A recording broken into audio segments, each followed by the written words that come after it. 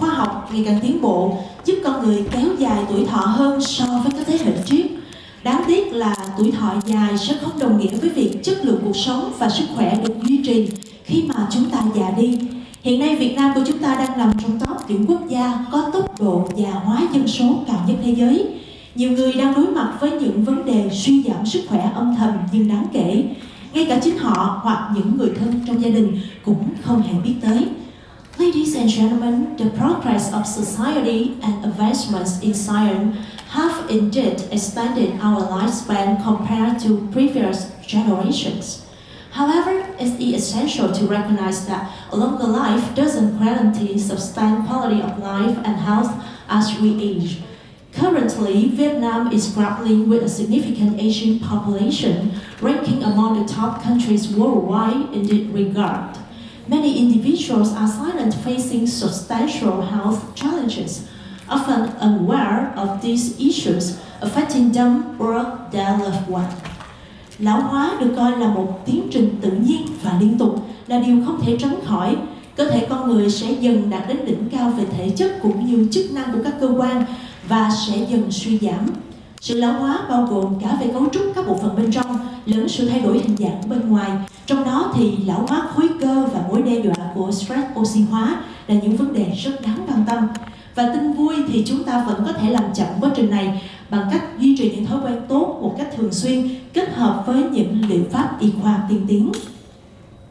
Aging is an inevitable and natural process. The human body experiences a gradual peak in physical and organ function, followed by the subsequent decline.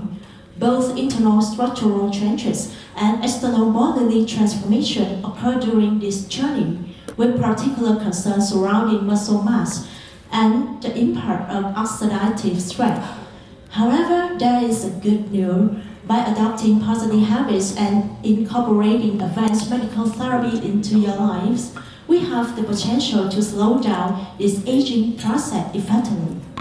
Và ngày hôm nay chúng tôi mang đến đây những thông tin bổ ích và lý thú để giúp tất cả quý vị hiểu nhiều hơn về cuộc cách mạng chống lão hóa ở cấp độ vi mô và tiến trình lão hóa lành mạnh. Từ đó chúng ta sẽ có một thái độ đón nhận và bước vào giai đoạn lão hóa một cách tích cực hơn.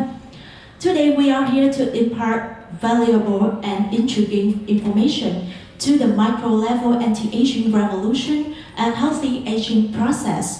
Your aim is to foster acceptance and active engagement with the aging phase, enabling us to lead fulfilled lives even as we grow older. Và thưa quý vị, cùng có mặt trong buổi hội thảo ngày hôm nay, chúng tôi rất hân hạnh được đón tiếp và chào đón sự hiện diện của những vị khách quý. Attending today's conference, we are honored to introduce. Xin được trân trọng giới thiệu sự hiện diện của diễn giả Shawn Baier, Giám đốc điều hành Viện MTI Biotech, Phó Chủ tịch Bộ phận Phát triển Kinh doanh và Đổi mới sản phẩm Tập đoàn TSI, Master of Science, Master of Business Administration, Shawn Baier, CEO of MTI Biotech Institute, Vice President of Business Development and Product Innovation Department, TSI Group. Please welcome. Và chúng tôi cũng rất hân hạnh được đón tiếp sự hiện diện của diễn giả Yip Weng Kee, quản lý cấp cao khu vực châu Á Thái Bình Dương, Bộ phận Nghiên cứu và Đổi mới sản phẩm Tập đoàn TSI, Master of Business Administration, Bachelor of Science, Yip Weng Kee, Senior Manager of Product Research and Innovation Department in Asia Pacific Region, TSI Group. Và ngày hôm nay cũng rất vui được đón tiếp sự hiện diện của dịch giả bác sĩ Đặng Tuấn Anh, bác sĩ y khoa, thạc sĩ giảng dạy tiếng Anh, biên phiên dịch cho buổi hội thảo của chúng ta ngày hôm nay. Translator Dr. Đặng Tuấn Anh, Medical Doctor, Master of Teaching English, Seminar Interpreter. Xin được chào đón sự hiện diện của chị Cao Đinh Khánh Thảo, Giám đốc công ty SMARC, đối tác độc quyền của TSI tại Việt Nam. Miss Cao Đinh Khánh Thảo, Director of SMARC Company, Exclusive Partner of TSI Group. Và ngày hôm nay cũng rất vui mừng, rất hân hạnh được đón tiếp sự hiện diện của tất cả quý vị là đội ngũ những bác sĩ chuyên gia dinh dưỡng đến từ những bệnh viện đầu ngành tại thành phố Hồ Chí Minh Chúng tôi cũng được chào đón sự hiện diện đại diện đến từ các doanh nghiệp đầu ngành trong lĩnh vực thực phẩm và dược phẩm, cũng như là lĩnh vực dinh dưỡng y học, cũng như là chúng tôi xin được đón tiếp sự hiện diện của đại diện các đơn vị báo đài cùng đến đưa tin cho buổi hội thảo ngày hôm nay. We are pleased to welcome the presence of a team of doctors, nutritionists from leading hospitals to Ho Chi Minh City, representatives from leading enterprises in the field of food and pharmaceuticals, nutrition and medicine, and media representatives. Chúng ta sẽ dành một tràng pháo tay thật lớn để chào đón sự hiện diện của tất cả chúng ta, thưa quý vị. Quý vị thân mến, nền tảng về chuyên môn và sự đổi mới sáng tạo đã thúc đẩy chúng tôi TSI tạo ra các giải pháp dinh dưỡng và bổ sung để giải quyết các nhu cầu sức khỏe hiện tại và tương lai. Đằng sau mỗi thành phần tốt nhất của chúng tôi là vô số bằng chứng khoa học đã được nghiên cứu cẩn thận bởi các chuyên gia có tư duy tiến bộ nhất thế giới về sức khỏe người tiêu dùng. Our background of expertise and innovation has driven us to create nutritional and supplement solutions to address current and future health needs. Being each of our finest ingredients in the wealth of scientific evidence that has been carefully researched by the world's most forward-thinking experts in the consumer health. Và mở đầu buổi hội thảo ngày hôm nay, thưa quý vị, xin được kính mời lên sân khấu ông Yip Weng Kee, quản lý cấp cao khu vực châu Á Thái Bình Dương, bộ phận nghiên cứu và đổi mới sản phẩm của tập đoàn TSI, sẽ giới thiệu về TSI cũng như là các giải pháp của TSI. At the outset of seminar, it's our pleasure to welcome Mr. Yip Weng Kee to give you the introduction of TSI and TSI solution. Please welcome. Welcome all of you. On my part, I would like to share about TSI. What is TSI Group? What are our capabilities? I will also share with you some of the ingredients that we have, which is not covered by today's topics, and what are the capabilities that we have. Then I will briefly share with you the trends in the market to give you a better understanding and how our ingredients of Obamins and MyHMB will address on those markets. So, on the first part, we are looking into the history. The company is about 27 years of history.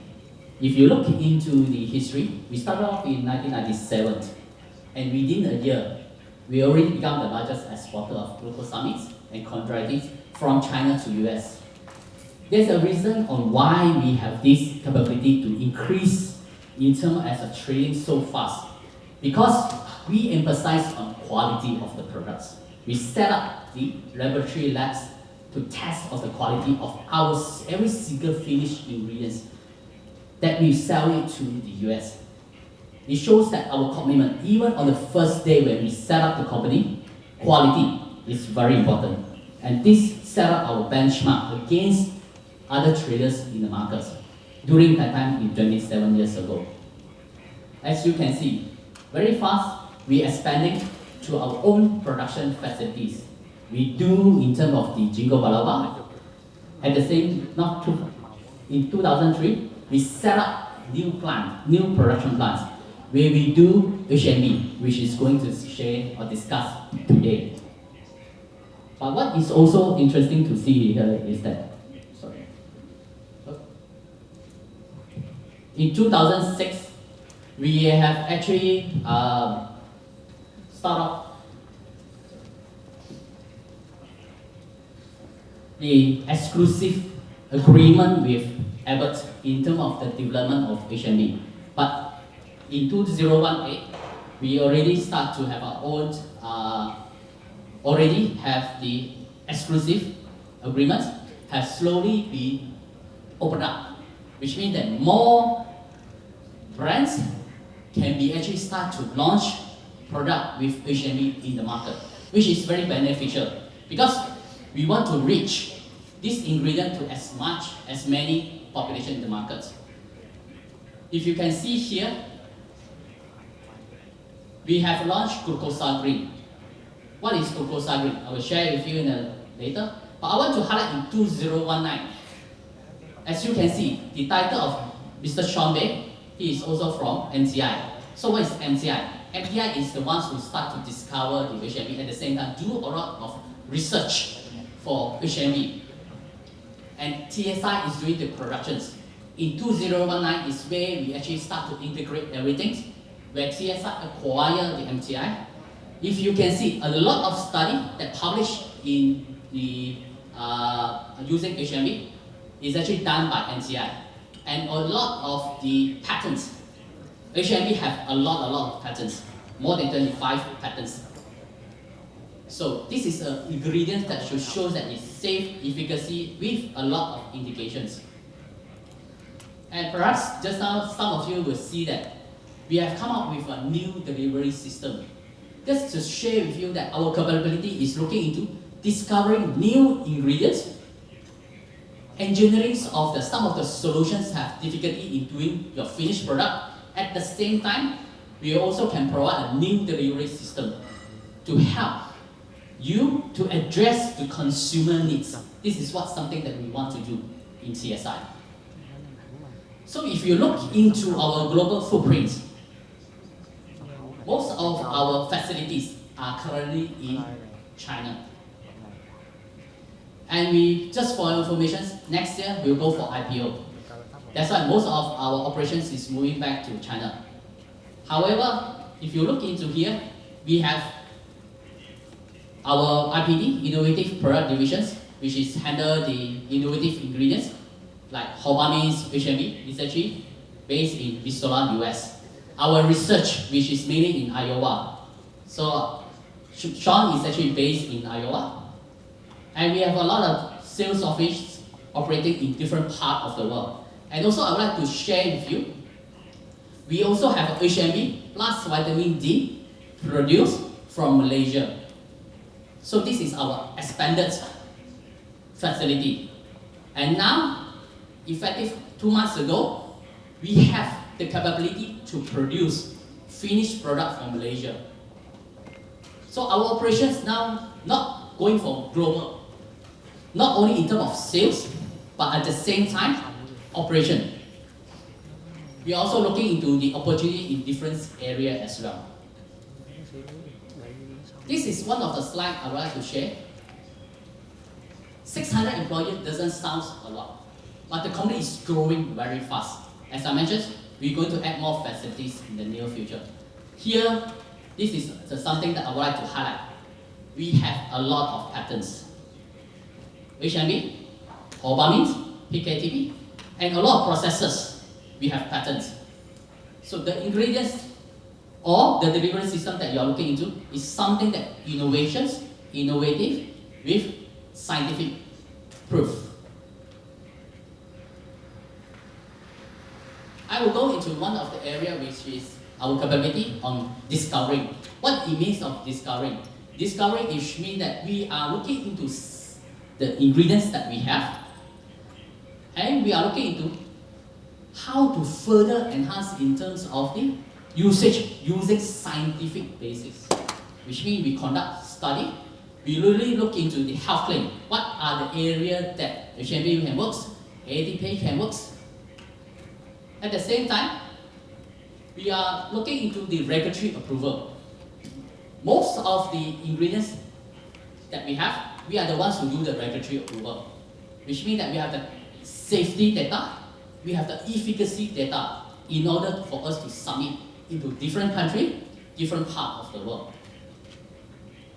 I will not touch too much on HMB, MyHMB, as well as Hobami. Shawn will be the expert in this area. And of course, Shawn is also expert in peak ATP, which is not going to be covered by today. But I just want to highlight, what is peak ATP? Peak ATP is adenosine triphosphate disodium. What it means is actually very effective in terms of building muscle, pre-workout, but it's more than that. There are a number of scientific studies that we have done to show that it really boosts up your energy, your performance, even with single dose. At the same time, this year, we are looking forward to have one clinical study, not only in terms of the scientific proven in terms of improvement of performance, but at the same time, cognitive function. As you can see, there is a lot of new studies coming up from our ingredients. I will highlight a bit on glucosamine in my next few slides, because this is a very important ingredient. Glucosamine is not something very sexy, because it's a very old product. Sounds like glucosamine, it's a very old product. But glucosamine is something different. It's the next generations of glucosamine. Why? We want to use glucosamine to protect our joint, but at the same time, it's very important to protect our planet.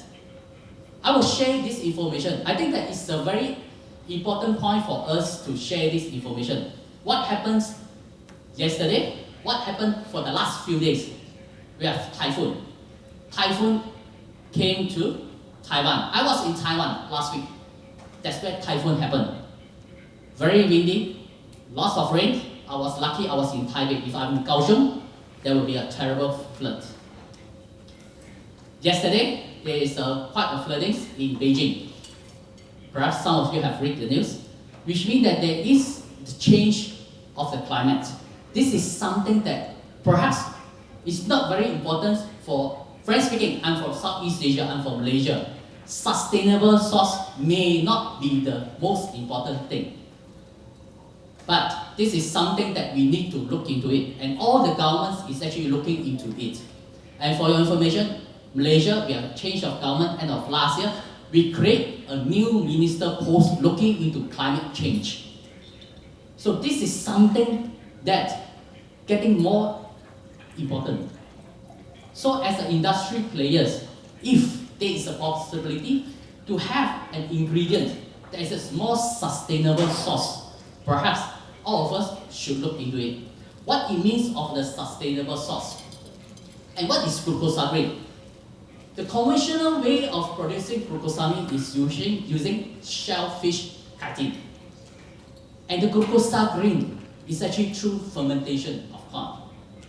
Have any one of you been to glucosamine's production plant, manufacturing plant? If you go to the shellfish and glucosamine, which is the fermentation, you will see a lot of difference in terms of the environment, in terms of the smell, in terms of the health hazard. Glucosamine is producing in a much better environmental friendly. What it means, by doing the shellfish, you use more water, you generate more solid waste, which means you create more rubbish. At the same time, when you create glucosamine to protect ourselves, you use a lot of water. You use a lot of water in order to clean up the shellfish. So what we can see here is that by using glucosamine, you actually able to help to address what you want, is to protect your joint. At the same time, you are able to help in terms of environmental friendly. You use less water, you use less acid, and it's very important also to look into this area. This is something that everyone is looking into, carbon emissions. We are the only ones, because for your information, we are the largest glucosamine producer in the world. 70% of our production is actually glucosamine, which is a lot. 70%. We actually look into this. We actually create this awareness to the brand owner that this is very important. Because in order to produce a bottle of your glucosamine, if from shellfish, it will produce roughly 6.4 kg of carbon dioxide. This is talking about carbon emissions. Most of the country have a target, whether 2030, whether 2050, they want to reduce carbon emission. This is something that we as an industry player, how can we further help the government to achieve this target? By using glucosamine, you will significantly reduce 80%. You have the data, we do the calculation. As I mentioned, we are the largest producer of glucosamine. We can calculate how much carbon emissions by doing the conventional shellfish farm, and how are we going to produce true glucosamine corn fermentation. And this is a very unique proposition to the market, because in the market you have normal glucosamine, but with glucosamine we actually have three benefits: sustainable source, suitable for vegan and vegetarians, and we do not have allergens issue. Because shellfish, some may have this concern. And one more thing that shows by TSI is that we can produce a very small tablet of glucosamine because we have a very nice granulated form. We probably can create the smallest glucosamines in the market, tablets. So this is to highlight that the overall what glucosamine can offer to you. As already highlighted just now, there are 4 points, 3 on glucosamines, 1 on our capability. This is just to give you an overview where the customers is actually looking into glucosamine, Nestle, Healthspan, Blackmores, 21st centuries. The reason is they are also looking into the source that is most sustainable, good for environmental. I understand, I'm from Southeast Asia.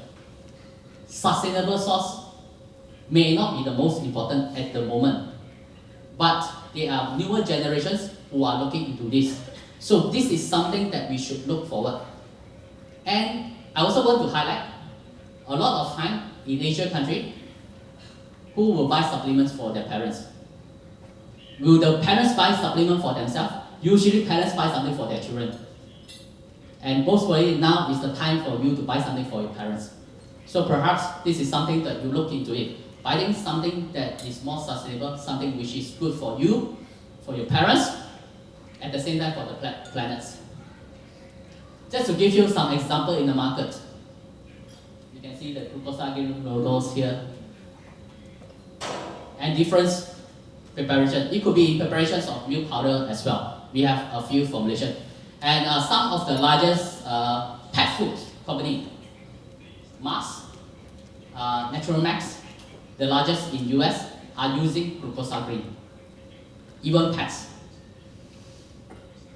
Pets is very important because they have concern about allergens.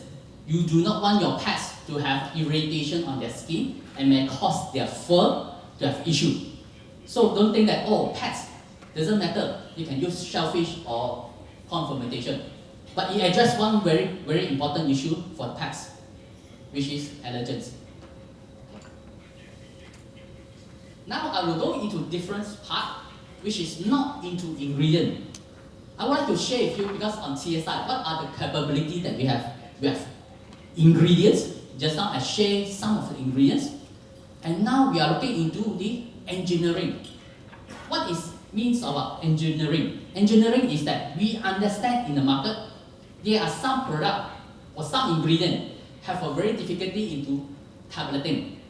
There are some ingredients who have a difficulty in dissolve in water or dissolve in some fat. So the question is how we can help to address that.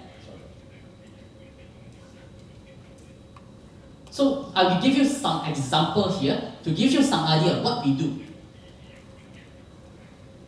You can see here, example, very simple example. I think most of you have a vitamin and minerals. Okay? And some of you in productions, I believe. And mineral is very difficult to tablet. In order to do better tableting, you may add in more NCC, more excipient. What happens is, when you add in more excipient, yes, you finally make the tablet. But the tablet is as big as your thumb. It's too big. So the question is, what can we do? I'll give you some example. This is actually from our customer.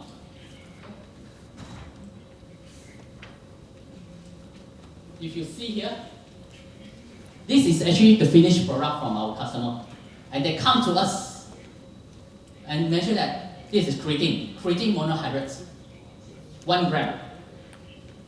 This is the formula. If you can see, 1 gram of active ingredient, they need to add 55% of excipient. That's why the tablet is so big. But with our granulated form, they can reduce 350 mg of the excipient.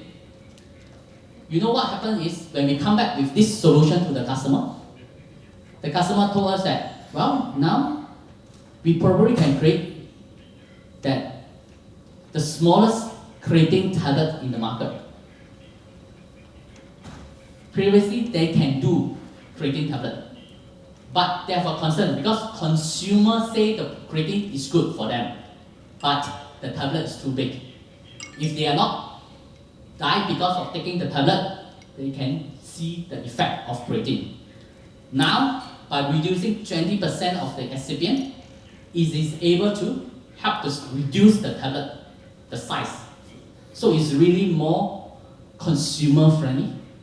You want the product to be easily to be consumed by your consumers so they can continue to take the supplement and to see the effect. We actually send the sample to the customer and ask them to do the production. What we show here is that we want to see the speed of their tableting machine, because this is very important. If you see here, we reduce the MCC tremendously. Theoretically, if you reduce the excipient, sometimes you may need to reduce the speed of the production because you want to punch harder. So if you reduce the speed, which means your production efficiency is reduced. Our objective is if you're able to solve your issue, you will have a smaller tablet at the same time improve your production efficiency, which means your production should be very fast. Because the production cost is how fast you are able to use your machine. The faster the better it is, of course. We are also giving you different solutions. Any one of you using L-carnitine? No. L-carnitine is actually quite popular in some of the market. And L-carnitine have one particular issue. Because L-carnitine is quite sticky, at the same time, if you leave on the room, just few hours, it will become like liquid water. With our processes ingredients, we show that, I will show you the video later. What it not shows in the video is that we put it on the table for a few days. It's still not melt yet by doing the processes ingredient.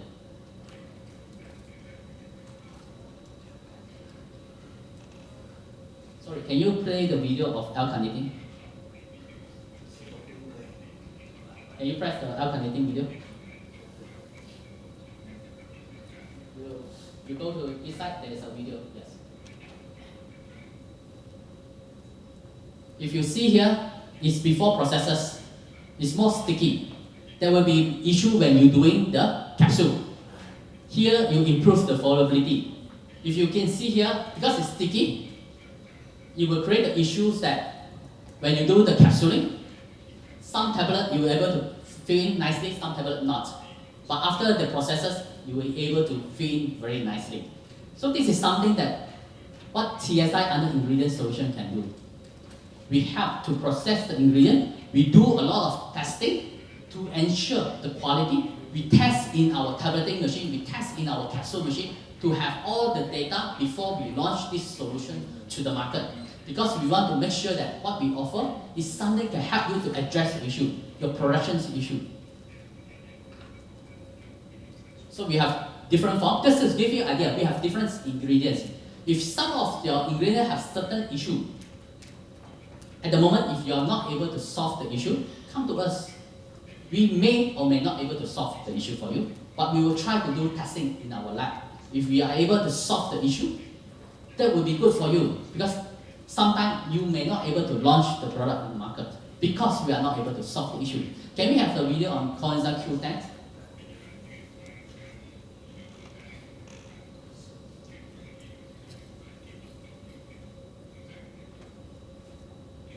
Coenzyme Q10 have the same issue. Coenzyme Q10 is also have a, not this one, the next one, sorry. This side.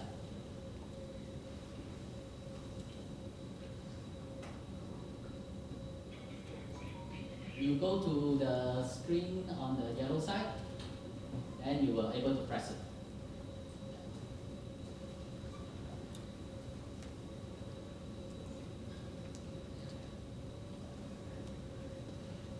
Because I need to show you some video to give you some understanding. what we can help to solve the issue. Maybe I can go back up.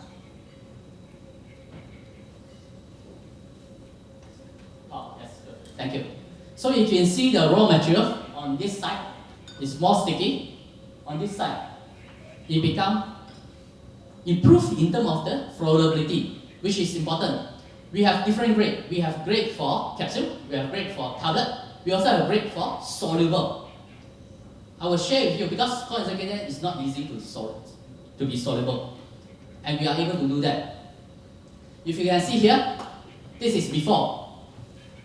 The capsule is not filling very well. But after processes, you are able to improve the flowability. And those who are doing capsules will understand flowability is very important. And if you look into here, conjugated, you put into the water. This is the pure powder form. This is from us. And this is another players in the market, which is also processes that's supposed to be water soluble. We want to see the usual concept Q10 is actually not able to dissolve into the water. This is by another player in the market. It dissolves, but it's not fully dissolved. You still can see some sediment there. Actually, in the middle, you already can see it's already well dissolved, even before it's stirred.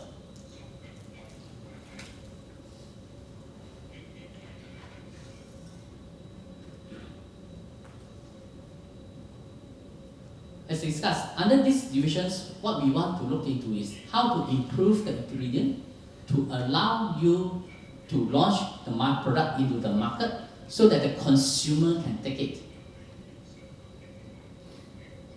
So you can clearly see that our ingredients is better in terms of solubility. Yeah, for a different form, we need to understand the characteristic of each ingredient. I will give you two more examples of this, then I will go into this topic. The objective will give you some idea, what are the possibilities that TSI can do for you. Okay? There is a lot of things that we can do. Some of you just now maybe have tested this one. Some of you have tested this one. Yeah. If those of you who have not tested or tasted this one, during the break, please go up, try it. Okay? This is one of the, we call it the Fizzle Max. Inside there, we have Optimax technology, which means you will melt in your mouth, rapid melt tablet. This is very important because just like I mentioned that it could be a possible solution or new delivery system in the market. Because for children, usually you have gummy, chewable tablets. Now we create a new delivery form that you put in your mouth, it slowly melt in your mouth with some tickling. We want to create a solution for the children that they want to take the supplement with a good taste, fun, so that they will continue to take the supplement. Gummy is good, but we also need to understand that gummy sometimes they will have an issue of sticking together because of our nice temperature, humidity, even worse in Malaysia, where I'm coming from. And we also need to understand that in between the gummy you put in sugar, which is not very healthy as well. So this is a possible solution, possible ideas for you that we can offer. So what we do the testing in terms of the optimal. Can you play this video? We actually testing how fast it actually can melt into the water, which is similar that it can melt in your mouth. Based on our testing, within 30 seconds, around 30 seconds, it will fully melt in your mouth. This is how we do the testing. A big tablet, within 30 seconds, it will dissolve nicely. This is called rapid melt tablet. The standard is around 30 seconds. This is something that we can do for you. As I mentioned, some of you who have not tried, after this, please go during the tea break. Don't Shawn's session you go out, okay? During the tea break, during the lunch break, please go up, have a try. Give you some ideas. Because this perhaps will be something new to the market in Vietnam to help the children to take the supplements. So, we are talking about HMB. I understand that we have a number of customers who is able to solve one issue, which is HMB into the milk. But we also have some customers who have some challenge, who is not able to put HMB into the milk powder formulation because it creates coagulation. Because of this issue, we understand the issue, we create a new way on how to solve this issue, to dilute inside a caseinate or those ingredients we have a high proteins, for example in milk. In our testing, it really clearly shows that this is before, this is after our processes.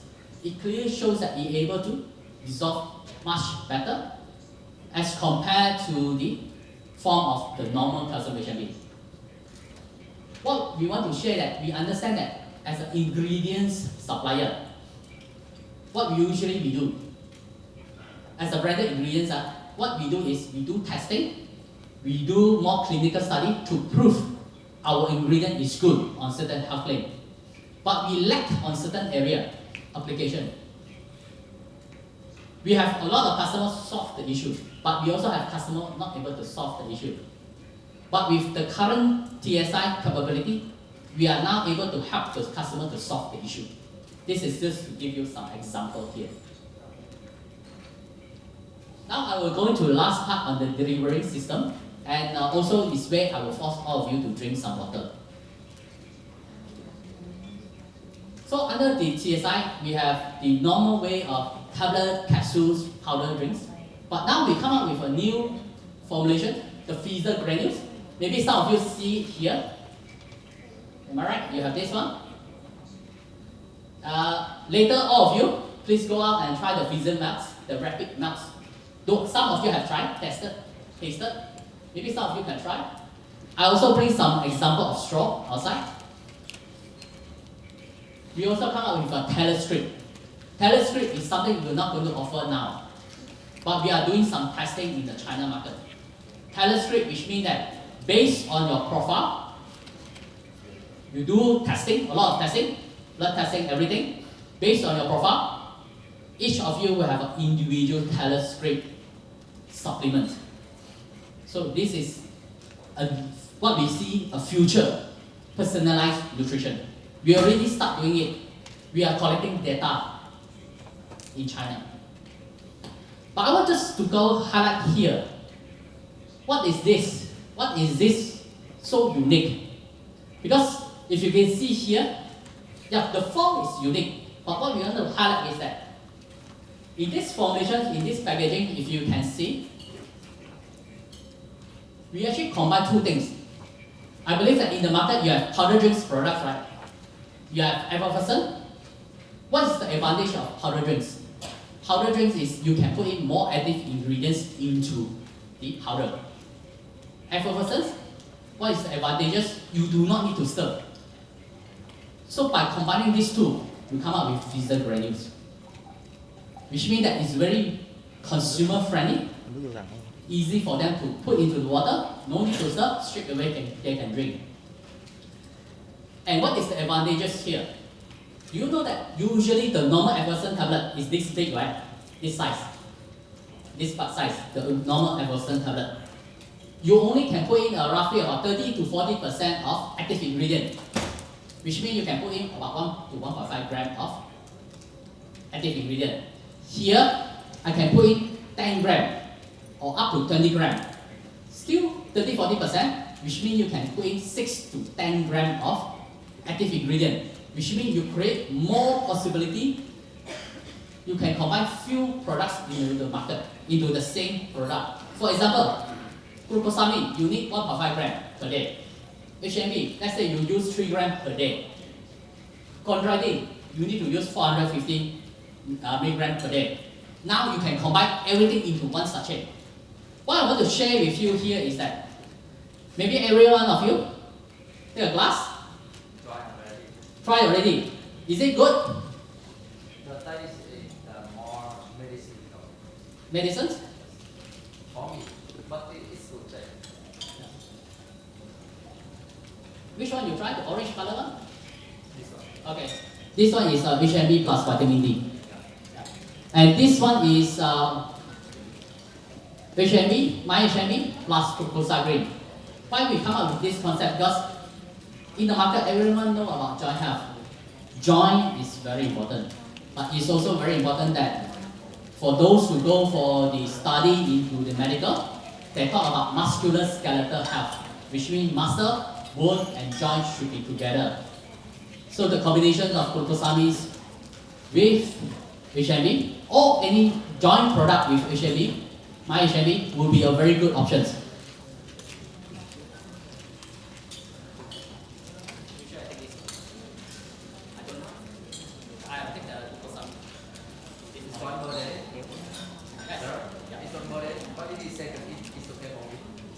Yeah, you can take up to 2, no issue on that. You can see the reaction is very fast. Why the reaction is very fast? It's faster than the normal Everson tablet. Why? Because the normal Everson tablet is this big. The surface area only is this big. When you do into granules, you actually increase the surface area, so there's more reaction. So it's more exciting when you look into it. Okay?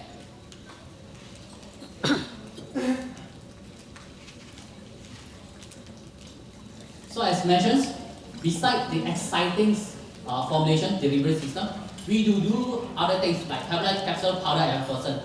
We have all the capability here. And if you can see here, one of the important points I want to highlight, the factory that we have is TGA approved. It's one of the high standards. And for your information, most of our customer is out of China. Because the quality of our product is very important, it's very good. I just want to highlight on we have received a number of awards throughout the year. And actually this year, just last month, we received the Nutra Ingredients USA Awards for Hawaii, which is going to share by Shawn later on this ingredient. I will quickly go into the global health supplement market, just to give you an overview. If you look into it, this is based on last year category. The global market is huge, but still dominated by vitamins. Herb botanica is growing. Herbs and botanica is growing. Vitamins and minerals is actually slightly shrinking. And this is showing that more specialty ingredients is start to growing more and more now. Special ingredients, for example, Hovanins, HMB, MyHMB, PKTB is a special ingredient. That's something that you need to look into. This is to look into different markets. We can see that natural and specialty store is getting more and more. E-commerce is also getting more and more. Just for the brand owner, you need to look into different channels in order to grow the business. I just want to highlight here, this global specialized nutrition, look into it. If you see globally, all over the world, performance nutrition is one of the top. And then we have infant and maternal, followed by the weight management, which is HMB can do as well. Our Shawn will share more information. And then we look into the food for special medical purposes. But how about Asia Pacific? Asia Pacific has slightly different. As I mentioned, we taking care of our children more. You see, infant and maternal have more products in the market. But if you can see, performance nutrition, active nutrition is getting more popular. It's growing. So this is something, the area that you need to look into it. And I would like to highlight one thing. Under food for special medical needs, let's say for diabetes, for elderly, for kidney, and so on, 50% of the launch in Asia Pacific is actually focused on aging. So aging is a very important market that we need to address. And perhaps Vietnam is still a very young population. Frankly speaking, Vietnam is very young. But we actually can see, look into the trend. This is my last slide for today. As we know, Japan and Korea is aging society. Am I right? If you see in Korea, what is their primary concern? Muscle health and physical function.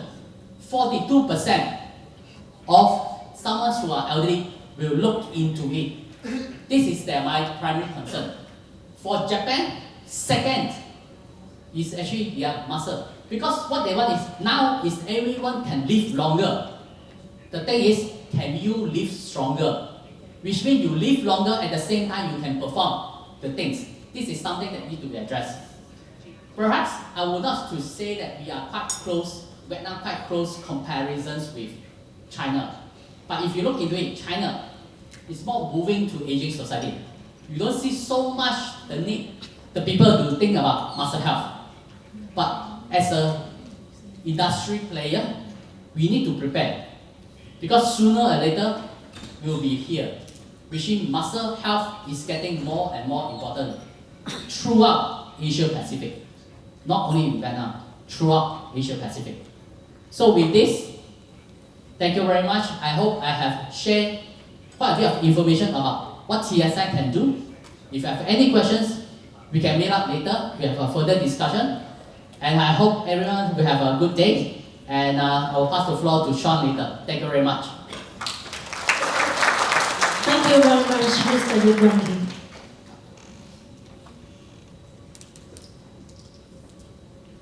Và thưa tất cả quý vị, liên tục kính mời lên sân khấu ông Shawn Baier, Giám đốc điều hành Viện MTI Biotech, Phó Chủ tịch Bộ phận Phát triển Kinh doanh và Đổi mới sản phẩm của tập đoàn TSI, sẽ trình bày với chúng ta về chủ đề Hobamin, giải pháp chống oxy hóa đột phá ở cấp độ tế bào. Please welcome. Thank you very much. I appreciate the opportunity to be here today.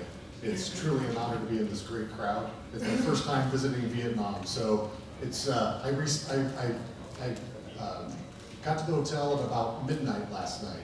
So I didn't get to see much of it yet. I hope to see more over the next few days. With that, I want to introduce something we feel is very incredible. It's the new ingredient Hobamin, which stands for 2-hydroxybenzoamine. We feel this is a radical approach to nutrition because we're talking about free radicals and oxidative stress. So I don't expect you to read all this. I just want to show you the importance of immune health relative to oxidative stress. So when we look at what the relationship is with our immune system and inflammation, it's very important that we realize that anytime our body is under, whether it be the more recent COVID pandemic or it be a simple injury, if I were to cut my hand, our body is under attack and we get an immunoinflammatory response. And from that response, we can look at biomarkers and we can identify certain situations within our body that shows our body is under a stressor.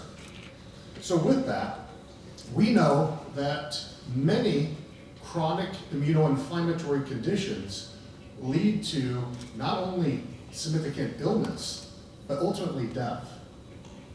The health burden that is put on not just the US market, but the global market is tremendous. Anytime we look at the chronic inflammatory diseases, we look at things like prediabetes and diabetes. We look at things like Alzheimer's, dementia. We're talking about things like cardiovascular disease, multiple sclerosis. Those are all perfect indicators of what happens when our immune system is chronically stimulated and stressed. And with that, one of the main stressors we see here at the bottom is oxidative stress. And that's what we're going to learn about today. And we're going to look at it from a different approach than we've probably ever seen before. Again, I introduced Hobamin already. It's 2-hydroxybenzoamine, or 2-HOBA. We truly feel this compound is the future of immune health and controlling inflammation that come from ROS and oxidative stress. So let's look at the foundational approach of how we're positioning 2-HOBA in the marketplace. If we think about how health is really categorized as a dietary supplement and nutritional industry, we like to put products in silos. Glucosamine is for joint health, calcium for bone health, protein for muscle health, HMB for muscle health. But in reality, when we start talking about foundational approach, we're talking about cellular health. So every single health category can be looked at from our ultimate cell health. A healthy cell will create a healthy organ, a healthy system, and a healthy body. And with that, let's start to understand what oxidative stress is and where the sources are. So as you can see here, we'll start over here on the right, we have factors that we really can't control, like pollution and radiation, poor nutrition, insufficient nutrition, or overconsumption, unhealthy lifestyles like smoking, inactivity, alcohol consumption, but even the other aspects of it in terms of an unhealthy lifestyle with a lack of sleep, overstress, anything that adds a stressor to our system. And finally, even extra or excessive behaviors like overexercise, chronic habitual exercise at long distances or high intensities create oxidative stress. So let's look a little closer at this in detail. So oxidative stress is one of the primary causes of cellular damage. It is an everyday problem, and it's exacerbated as we age. We become less efficient at addressing oxidative stress. It's a result of additional free radicals building up in our body. I like to use the analogy of a river flowing, or water flowing through a river, and we put a dam on that river. For the most part, a dam can handle the flow of water.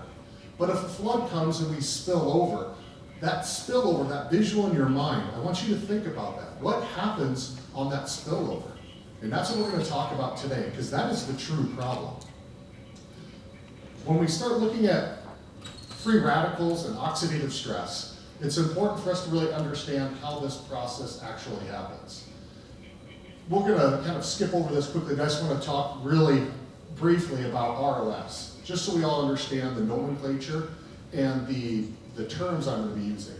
So understanding ROS. ROS stands for reactive oxygen species. It's a normal, natural process. We so many times think of ROS formation as something foreign, but it's not. It's a natural process within inside of our body. We don't want to stop it, but what we want to do is deal with the byproducts of excessive production.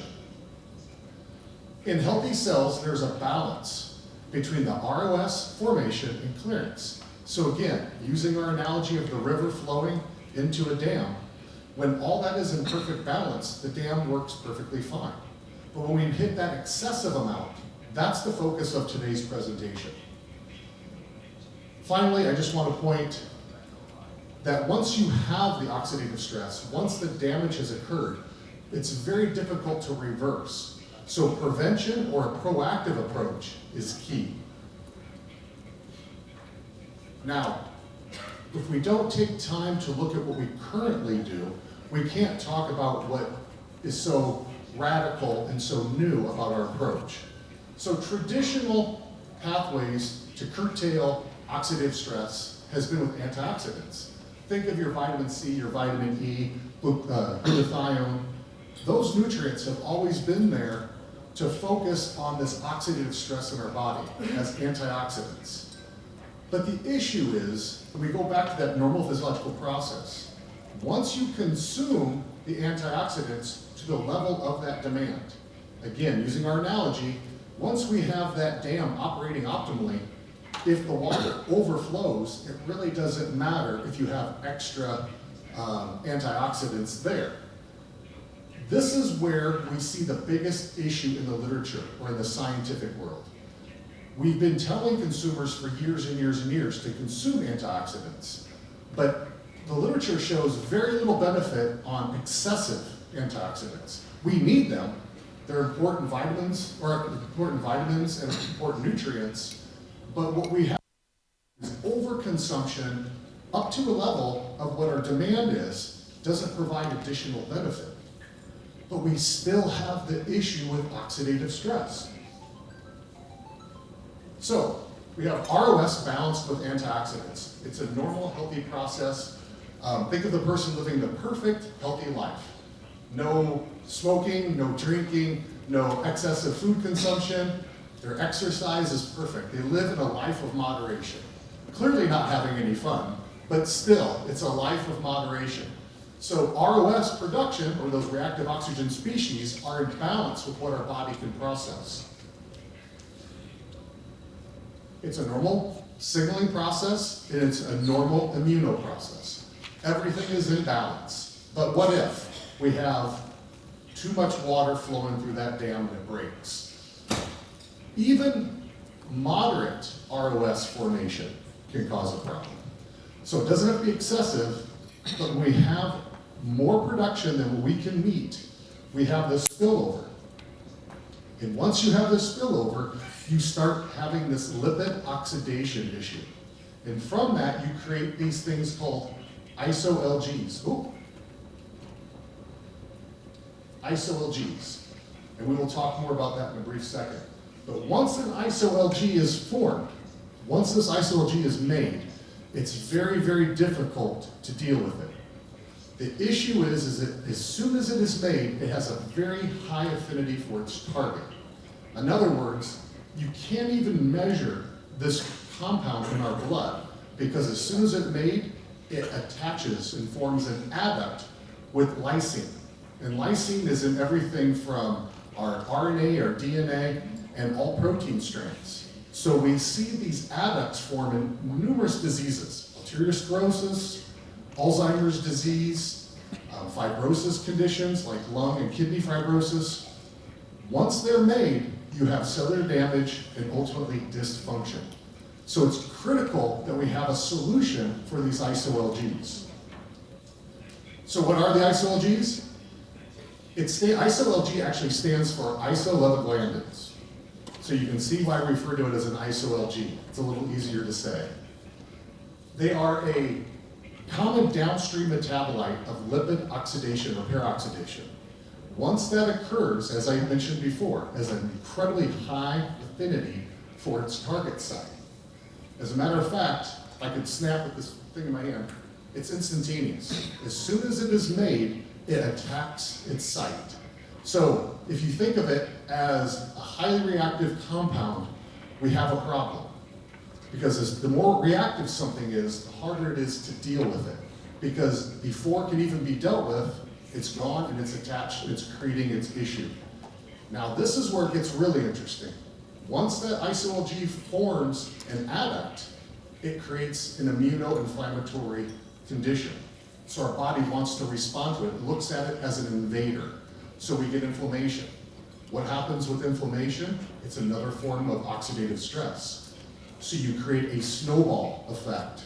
So not only do you have your environmental factors, your lifestyle factors, and everything else that causes oxidative stress, now the fact that you've made an iso-LG, it's created an issue where your immune system reacts. Now you have additional oxidative stress. So you can see how we've set this up as a very bad condition, but it exists in all of us every day.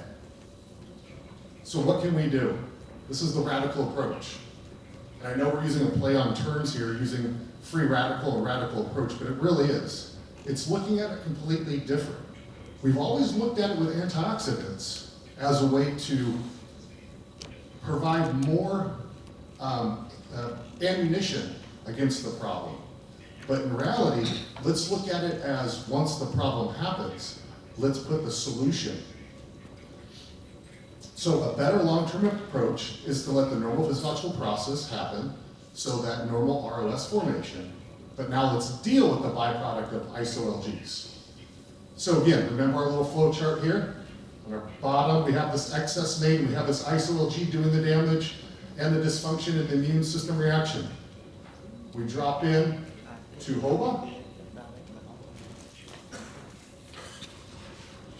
And this is where something interesting happens. Remember how I said, as soon as an iso-LG is made, it reacts with its target site. What is so special about 2-HOBA or hobamine is that it has over 1,000 times greater affinity for an iso-LG than an iso-LG has for its target site. So just as I said it was instantaneous when it's formed, that it reacts, when 2-HOBA is present, it's even faster to capture it. And once iso-LGs are captured by 2-HOBA, they're easily metabolized and they have zero impact on our body. No longer are they interacting with lysine, forming an adduct. No longer do you have the cell dysfunction. You have the benefit here of, in essence, reestablishing that healthy protein and DNA and maintaining the cellular health and function. And ultimately, we don't have the immunoinflammatory response. So with that, we feel it's a true scientific breakthrough. In our minds, this is something that is going to change the way we approach nutrition. If you look at this, especially the United States is very guilty of this. We have a lot of reactionary medicine. The problem exists, we try and fix it. In many, like traditional Chinese medicine, many other countries outside the United States, there's a proactive approach. This is the perfect proactive approach, because unfortunately, once the iso-LG is made and it forms an adduct, 2-HOBA doesn't go in and disconnect that. It doesn't work that way. 2-HOBA has to be present, so it's the new daily essential. It's just like taking any other, think of it as like a vitamin or mineral, your daily essential. You want it present, so when something does happen, when you have that flood come through and overwhelm that dam, the 2-HOBA is present to correct it. Now let's talk about how we know it's working on our immune system. This is really important. If we're saying this thing has this benefit, and it's very hard to measure something that doesn't happen, correct? So if I say, well, I'm preventing or I'm being proactive with this adduct formation or these iso-LGs creating these adducts, what can I truly do to assess whether or not it's having an impact? Well, I can measure something that happens downstream or after the fact. And that thing we can measure is our immune response. So in our bodies, we have various biomarkers. We're looking at some key immunoinflammatory biomarkers here. Working with researchers at the prestigious Vanderbilt University in the United States, we measured in healthy, normal adults the presence of various biomarkers and how those changed with 2-HOBA supplementation, or HOBA means supplementation. I'm not going to bore you with all the details on which biomarkers improved, but there were 15 biomarkers that actually improved. Now, when I say improved, sometimes a biomarker will go down is a positive thing, and sometimes a biomarker going up is a positive thing, and I'll explain that in a second. So I'll just highlight a couple key ones here. Matter of fact, I'm going to jump forward and come back. Because here's a better description. I like to use this slide so you can read what some of these biomarkers are and what they mean. Let's start with CCL19. So why is that special? In summary, you can obviously read this in your handout, but I just want to point out the way to look at CCL19 is that it is your body's readiness to respond. So when you see elevation in CCL19, if you look here at the control, there's no change in the white bars, but you look at the 2-HOBA, it elevated after supplementation. Again, 2-HOBA is the body's readiness. So if I'm busy or burdened with something, I'm not ready to do another task. So that's a perfect example here. Here, the body is busy, it's not ready to do another task. But the gray bars, between the two gray bars, you can see this improvement.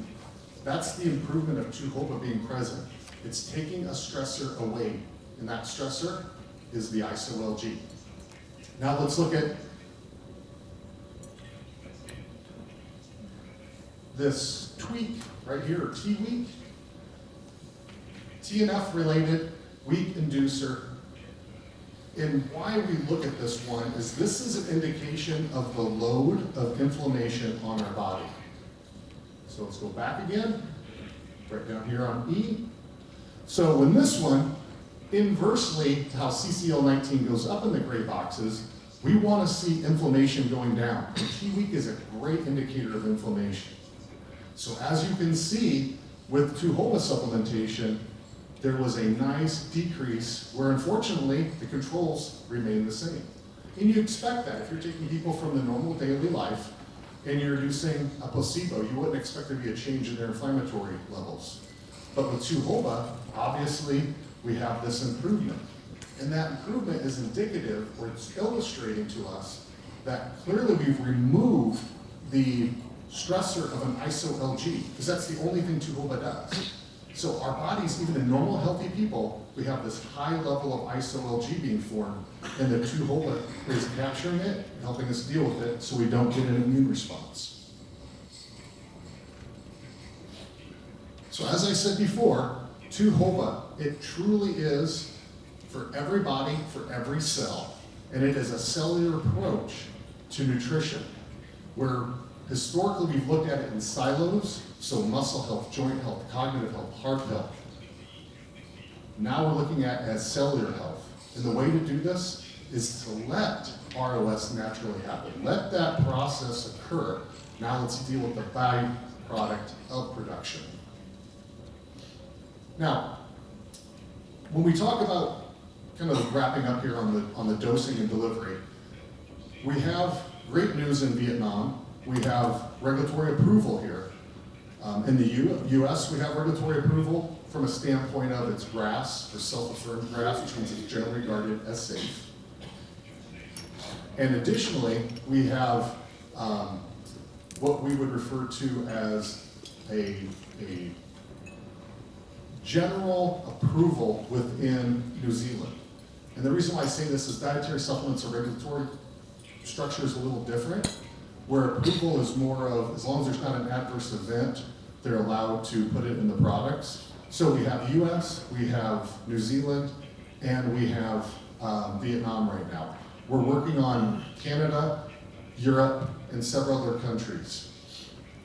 Why I tell you this is because this is such a new ingredient. We're in the process of not only researching more on efficacy and dosing, we're also researching and delivering information for regulatory approval.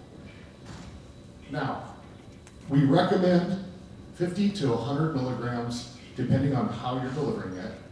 And why I say this is because some products, they want to do 2 a day, some they want just 1 serving. Many of our studies are very high dose, between 250, 500, and 750 milligrams. The reason why is many of our studies are done in clinical patients, in Alzheimer's patients, in arteriosclerotic patients. So we're doing a lot of clinical research right now, as well as healthy subject.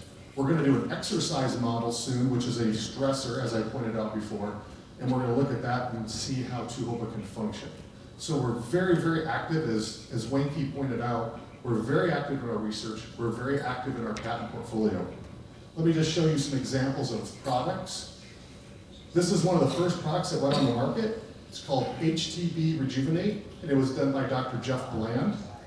He is a very famous researcher, and he started the personalized medicine platform in the United States and did the product for company Metagenics. This is his new project, Big Bold Health. This is a very popular product, SRW, and it is called Cell One, and it is a 2-HOBA focused cellular health product. They're based out of New Zealand, but they sell a lot cross-border into China, as well in the United States. And last but not least, we have Healthgevity. Again, if you notice the positioning of these products, it's on cellular health, it's on improved cellular aging, and it's on longevity. And as Weng Kee pointed out, we're very happy to announce that we won the Nutri-Ingredients Award this coming year for healthy aging. We feel, as does the industry feel, that this is going to be the new ingredient that will really change the way we approach immuno health relative to aging and cellular health. And thank you very much for your time today. If you have any questions, I think we can probably answer a few questions, correct? Or... Thank you, Mr. Shawn Baier. Thưa quý vị, và liên tục thì chúng ta sẽ đến ngay với phần đặt câu hỏi dành cho các diễn giả của chúng ta. Thưa quý vị, nếu như quý vị có câu hỏi có thể đưa tay lên và ban tổ chức của chúng tôi sẽ chuyển micro đến cho tất cả quý vị. Còn nếu như chúng ta muốn sử dụng hình thức là hỏi qua câu hỏi giấy thì quý vị có thể viết câu câu hỏi lên giấy và chuyển ngay cho ban tổ chức của chúng tôi ạ. Các vị diễn giả trong chương trình này sẽ giải đáp ngay thắc mắc của tất cả quý vị để chúng ta có thể hiểu rõ hơn. Và chủ đề đầu tiên lúc nãy là ông Shawn Baier đã trình bày, đó là về chủ đề của HMB, giải pháp chống oxy hóa đột phá ở cấp độ tế bào, thưa quý vị. Dạ, ở ban tổ chức. Xin cảm ơn bài báo cáo của hai báo cáo viên ạ. Mình là bác sĩ Lê Thị Huyền, hiện đang công tác tại Viện Nghiên cứu và Tư vấn dinh dưỡng. Có hai câu hỏi dành cho anh. Thứ nhất là cái ISO-LGS thì anh nói là nó sẽ bị cái dopamine bắt với một cái khả năng nhạy rất là cao, với 1.000 lần. Tuy nhiên thì cái ISO-LGS này nó có bị những cái chất chống oxy hóa thông thường khác bắt hay không? Ví dụ như là vitamin A, C, E mà trong thức ăn mình ăn hàng ngày, hoặc là những cái chất chống oxy hóa như là curcumin trong nghệ, hay là những cái saponin trong nhân sâm chẳng hạn, ví dụ như vậy. Câu số 2 đó là cái CCL19 này nè, anh có nói là nó sẽ luôn sẵn sàng có mặt trong cơ thể để chống lại những cái tác nhân mà gây ra stress oxy hóa. Thì liệu rằng chúng ta biết là những cái chất mà có khả năng chống oxy hóa thì sau khi mà nó làm xong cái nhiệm vụ mà trung hòa gốc tự do thì nó sẽ bị hy sinh rất là nhanh. Thế thì cái CCL19 này khi có mặt trong cơ thể, anh nói là nó luôn luôn sẵn sàng, vậy thì nó có bền vững trong cơ thể của mình để nó làm cái câu chuyện đó hay không? Dạ, xin cảm ơn chị rất là nhiều ạ. I think I have most of the question here. So, when we look at the changes that have occurred with Tuhoba supplementation, you bring up the question about antioxidants. So antioxidants are the piece that are feeding into the normal process of maintaining that balance. So for example, for the dam reference I used, so we have water flowing in, it hits that dam. Think of the antioxidants role as the building blocks or the structure of that dam to make sure it functions correctly. So as long as the in or the flow in of free radicals and oxidative stress is relatively low, the body's normal process can manage it, that dam can handle it. But once it spills over or you have excessive production, that is where the iso-LGs are formed. And when you have that iso-LG formed, as long as those are present, you're going to continue to have that bombardment or that stressor on our immune inflammatory system.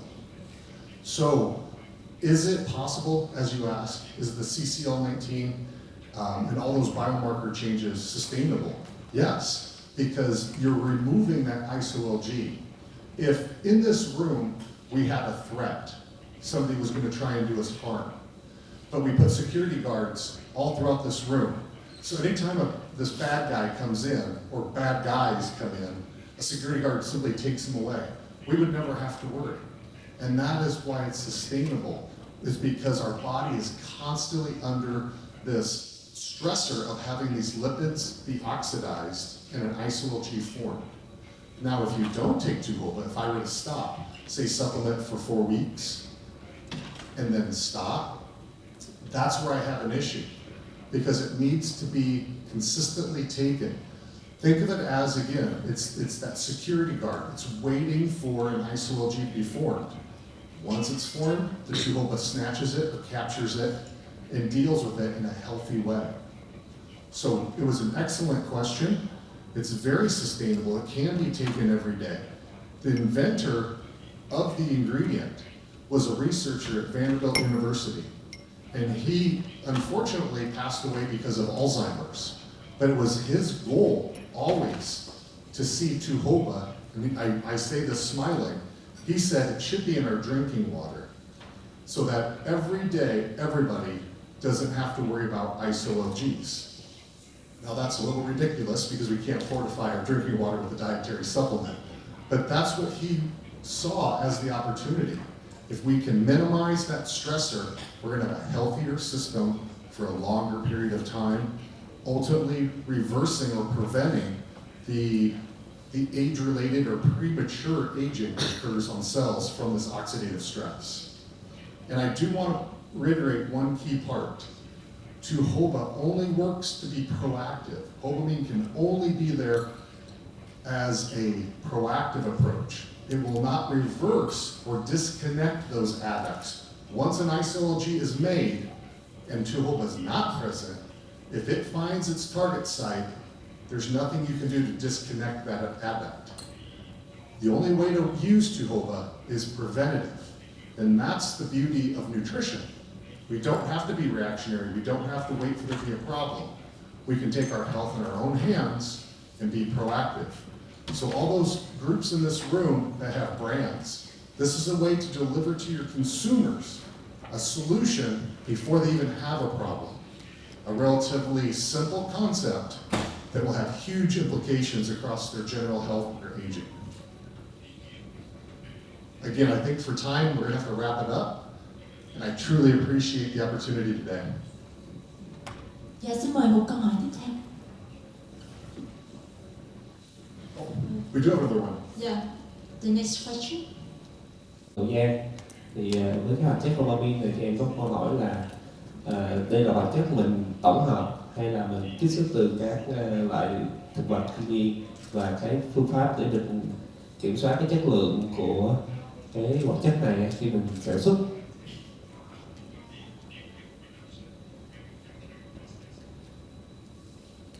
Dạ, xin được cảm ơn câu hỏi của anh. So I have a great question. So the question is, and I'll say it again so everybody that doesn't have access can hear this, especially for any kind of recording. So is it synthetic or is it natural? 2-HOBA naturally occurs in buckwheat.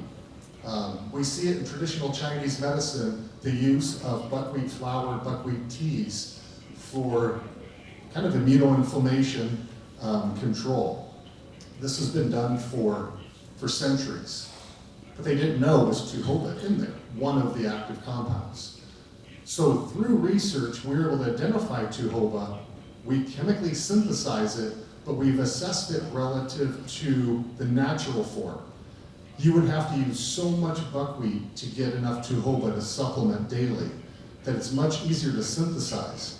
But again, it is the exact same composition and form that we see in nature, we're able to synthesize. And why that's so special is because then you can have consistency. As you point out, when you have extractions or isolations from plant sources, you get tremendous variation and you get other ingredients or other compounds that come along during the processing. With synthetic form, we're able to produce something that is very consistent and 100% identical to the natural form. Thank you for an excellent question. We have time for the Q&A session. And the next question. Thanks for your presentations. I'm from Minnesota. So I think I have only one question for both of you. So I saw that you have some applications of 2-HOBA and glucosaccharine in some of the personal food and medical industry. So my question is, do you have any application for our dairy, especially for the liquid? Yeah. Sorry, your question is hormones? So do you have any applications of glucosaccharine and 2-HOBA in dairy, especially for the liquid? So the combination would make perfect sense. Using glucosaccharine with 2-HOBA for, say, joint health would be a brilliant formulation. We could easily work on a blend for you, and you could talk to Weng Kee during break, but we currently don't have any customers using that. It's a brilliant idea because, again, as I talked about, traditional approaches of nutrition has always been in silos. So we have joint health and so on. If we're looking at a joint health product, if we can minimize that immunoinflammatory response with 2-HOBA, at the same time use glucosaccharine to improve joint health, it'd be an excellent combination. Thanks. Thank you. Okay. So I wonder about like the efficiencies because you said like the efficiency of the dose will be applied for the formula milk is work well. how about if we apply it into the liquid? Because sometimes the consumer can take the formula milk to get that, and they will look for some solution like the liquid. So when do you have any research to compare between the efficiency in between the formula milk and liquid milk? How those extract in that? This is my last question. Sorry. Sorry, are you referring to Hobamine, am I right? Or glucosamine? Yes, glucosamine. Glucosamine. Yeah, glucosamine, because you show that glucosamine in the formula milk, as your example, very well. But how about the efficiency if we put into the liquid milk? Do you have any research study to compare between that? Okay, first of all, we need to understand that glucosamine is actually a very stable compound. Yeah. So we should not have any difference in terms of whether the applications. And secondly, we also noted that usually glucosamine hydrochloride have better in terms of the solubility. So that's why if you want to go into the applications of the milk or beverage, because you have different forms. You have glucosamine sodium chloride, you have glucosamine potassium chloride, as well as glucosamine hydrochloride. Glucosamine hydrochloride will have is actually a better form in these applications because of first taste, second is also the solubility. In terms of stability, as I mentioned, glucosamine stability is very good. So I actually don't see any issue if its application into the liquid milk for glucosamine. Okay, thanks so much. Thanks. Can I have the question? Okay, thank you, sir, for the very nice presentation. Just to have one question only. So I'm interested about the Hobamine. Okay, so do you have any clinical study about the side effect of Hobamine? Okay, if the humans use for a long time or overdosing, and what is your target consumer? Thank you. Thank you for the question. So when it comes to the safety and toxicity, for us to have sulfur-firm grass in the United States, we have to do extensive multi-species toxicity studies as well as human studies. So we do have clinicals and those can be shared. You can go to our website and there's links, hobamine.com, but we also have Weng Kee here, so feel free to talk to him. He can email you our clinicals, publications, PDFs. The second part of your question, I just went blank. I'm a little sleep deprived from travel.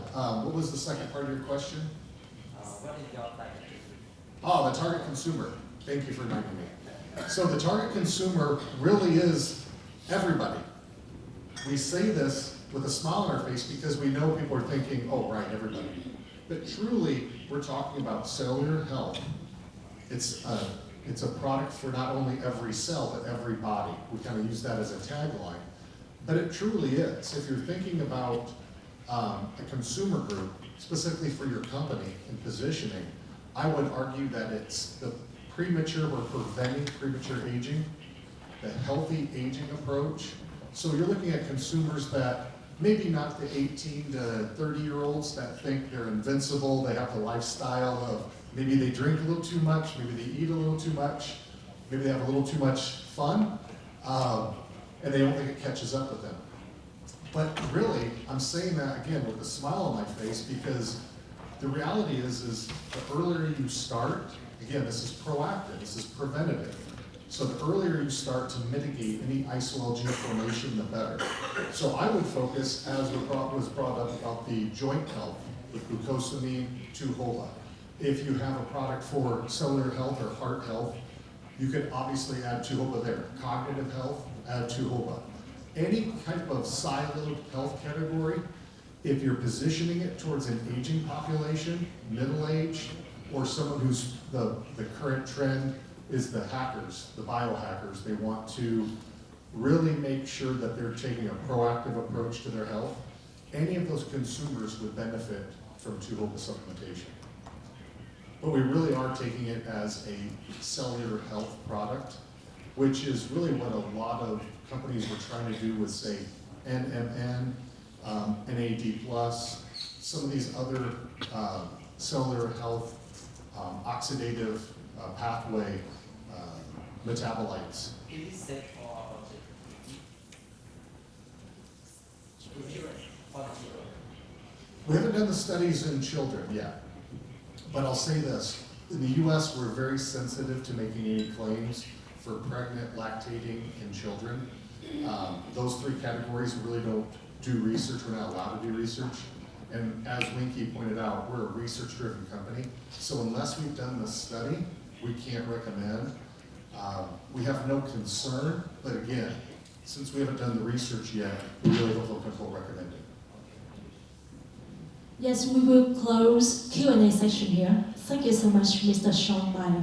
Thưa quý vị, rất cảm ơn những câu hỏi quý vị đã dành đến cho các diễn giả của chúng ta về quan tâm về chủ đề Hobamin, và với những thắc mắc mà quý vị cần có những thông tin trong buổi hội thảo ngày hôm nay thì quý vị có thể liên hệ và gửi về email về cho ban tổ chức của chúng tôi, đó là địa chỉ sales@smart.vn nha quý vị nha. Rất cảm ơn tất cả quý vị, và bây giờ chúng ta sẽ thay đổi không khí một chút ạ. Chúng tôi sẽ có một cái mini game dành cho tất cả quý vị. Những quý vị nào chúng ta tham gia và có câu trả lời chính xác nhanh nhất thì chúng ta sẽ nhận được những phần quà rất là dễ thương đến từ chương trình ạ. Nhờ ban tổ chức chuyển đổi màn hình cho tiếng Anh. Đây là mini game chơi ở trên ca khúc thưa quý vị. Chúng ta sẽ có hai cách để chơi game này. Một là quý vị sẽ sử dụng điện thoại của mình và quét mã QR được trình chiếu ở trên màn hình ạ. Còn nếu không thì quý vị có thể vào thẳng đường link kahoot.com.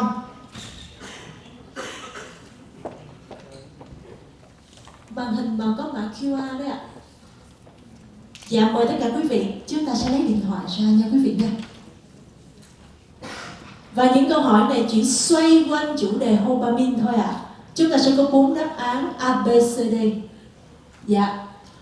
Cách thứ nhất chúng ta quét mã QR nha quý vị. Cách thứ hai thì mình vào thẳng đường link kahoot.com và nhập mã PIN đang thể hiện ở trên màn hình vào. Dạ, quý vị có gặp trục trặc về kỹ thuật gì không ạ? Có thể đưa tay lên và tổ chức của chúng tôi sẽ hỗ trợ ạ. Rồi khi tất cả quý vị đã sẵn sàng thì chúng ta sẽ bắt đầu với câu hỏi thử ạ. Mình bắt đầu với câu hỏi thử.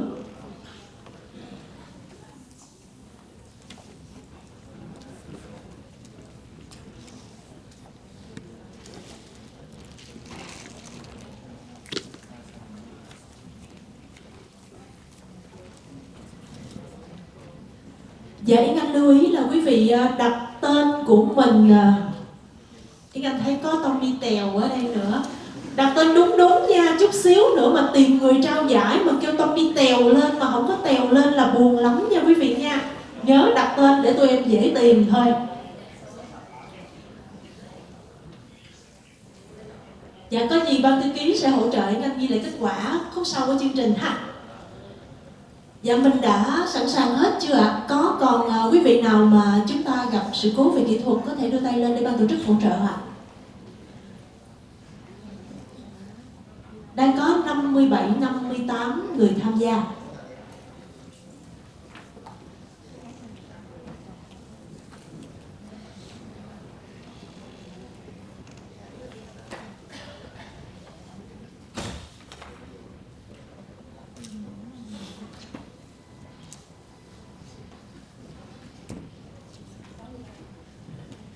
Dạ, 62. Xong hết chưa quý vị? Em bắt đầu câu hỏi thử nha. Mình chơi thử một câu hỏi để có động lực chơi tiếp những câu hỏi tiếp theo ạ. Dạ, nhờ ban tổ chức giúp dùm Tiến Anh câu hỏi thử. Bắt đầu ạ. Câu hỏi đầu tiên.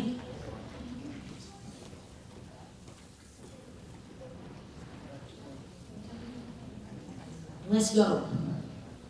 Hobamin có tên khoa học là gì? Chúng ta có 4 đáp án đang thể hiện trên màn hình ạ. Mình chọn là màu đỏ, màu vàng, màu xanh dương hay xanh lá cây đây. Có tổng cộng 30 giây để cho tất cả quý vị chọn. Game này sẽ chấm ngoài đáp án đúng thì còn là cái tốc độ của người chơi nữa. Ai bấm nhanh nhất thì người đó dĩ nhiên sẽ giành điểm cao nhất ạ. Và đáp án chính xác cho câu hỏi này là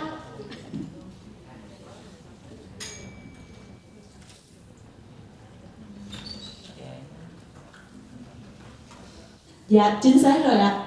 Và qua cuộc chơi thử vừa rồi, không biết là ai đạt giải ba là anh Đạt DSG, giải nhì là anh Vũ DSG và giải nhất là Dũng Lê. Dạ rồi, mình đề ba vậy được rồi quý vị ha. Bây giờ vô chơi thiệt nha. Wow, rất là hấp dẫn ạ. Chơi thiệt. Quý vị, chúng ta sẽ theo dõi câu hỏi và các đáp án ở trên màn hình để mình chọn cụ thể hơn. Bởi vì trên màn hình điện thoại của quý vị thì chúng ta sẽ chỉ thấy các màu sắc xanh, đỏ, tím, vàng thôi. Rồi bắt đầu ạ. Xin mời ban tổ chức chúng ta sẽ vô câu hỏi chính thức.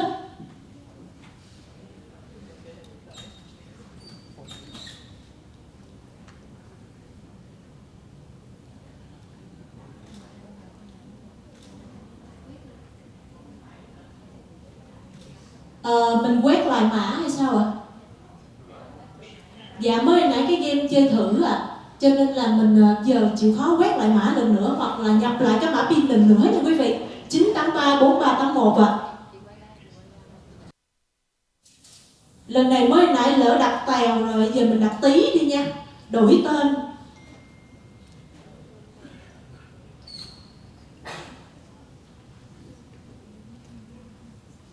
Hồi nãy anh nhớ là mình có khoảng 63 vị khách chơi game cao hút đúng không ạ?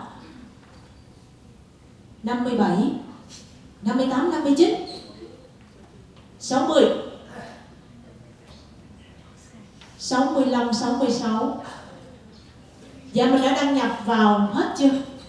Ok hết chưa ạ? Giờ chơi thiệt nha, không chơi thử nữa nha. Chơi thiệt nha quý vị. Dạ, sẵn sàng chưa ạ? Rồi nhẹ quá, còn nói bụng đúng không? Dạ, sẵn sàng chưa ạ? 1, 2, 3, bắt đầu ạ. Đọc kỹ nha quý vị.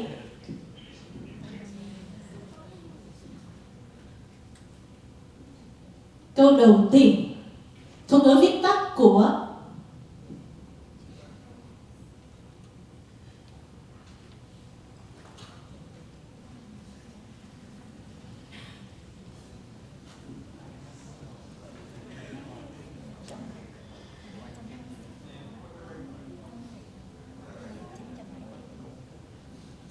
và hết giờ. To hold back. Đó là một đáp án hoàn toàn chính xác. Dạ, chị ở đây chắc là Trân đúng không ạ? Dạ.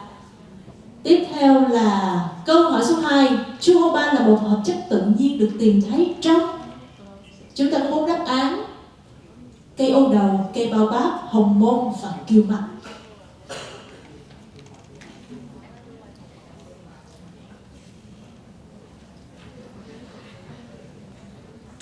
Và đáp án chính xác sẽ là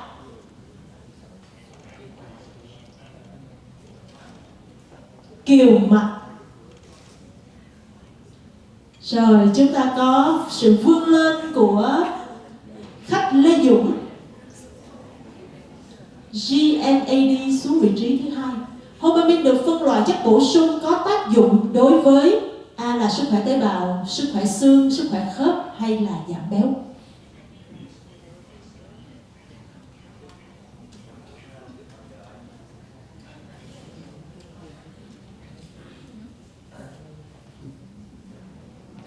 Sức khỏe tế bào chính xác ạ. Rồi vị trí có thay đổi không ta? Không, anh Lê Dũng vẫn đứng ở vị trí đứng đầu. Dạ, cứ thế mà phát huy nha anh.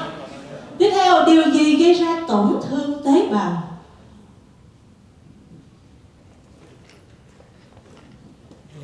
Chúng ta có yếu tố môi trường, thói quen sinh hoạt không lành mạnh, stress, tất cả các ý trên. Câu nào dài nhất chị chọn?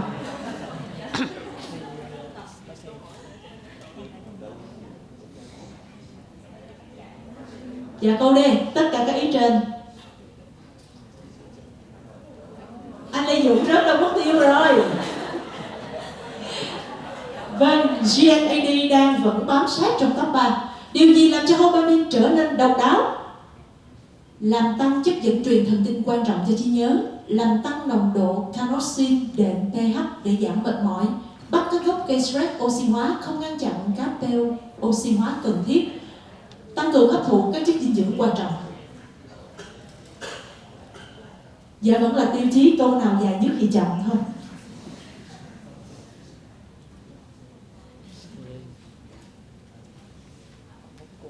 Thấy chưa? Câu nào dài nhất thì chọn, đúng rồi à. Dạ, câu C, đáp án C. GNAD có vẻ bám trụ lâu ở vị trí thứ nhất nhỉ? Chúng ta tiến đến với câu hỏi tiếp theo ạ. Nghiên cứu về dopamine hỗ trợ chức năng miễn dịch ở những đối tượng khỏe mạnh được công bố khi nào? Cái này là đoán nè. A là 2020, B là 2024, C là 2023 và D là 2021. Chưa gì em thấy con đáp án không đúng lắm rồi đó.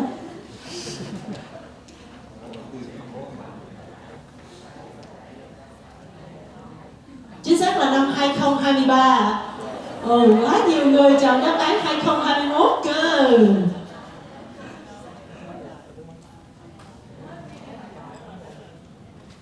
Vâng, và kết thúc game rồi đúng không ạ? Chúng ta có 3 giải. Xin chúc mừng giải nhất anh Vũ DSG, giải nhì Ngọc Trần Lê và giải ba là Hoàng. Dạ, ban tổ chức ghi lại dùm em nha. Thưa quý vị, phần thưởng dành cho mini game lần 1 này sẽ được trao ở phần cuối của buổi hội thảo ngày hôm nay, cho nên là ai mà lỡ trúng giải rồi đừng đi về nha, còn nán lại để mình nhận giải ở phía sau ạ. Bởi vì ở phần sau của chương trình chúng tôi còn một bài thuyết trình nữa và còn một mini game nữa dành đến cho tất cả quý vị. Còn bây giờ thưa quý vị, chúng ta sẽ có 15 phút giải lao để cho quý vị chúng ta có thể giải tỏa những. So now we're going to talk about HMB, or MyHMB, the brand name for the ingredient. It truly is an ingredient for healthy muscles, for healthy life. So we truly feel that HMB is the most effective nutritional solution for the muscle health problem. As you can see here, HMB, or beta-hydroxy beta-methylbutyrate, is a metabolite of the branched chain amino acid leucine. It is known to regulate protein metabolism in young and old, men and women, healthy, and in certain disease and conditions. There's numerous studies. If you include animal nutrition, cell culture work, as well as human studies, there are well over 600 publications.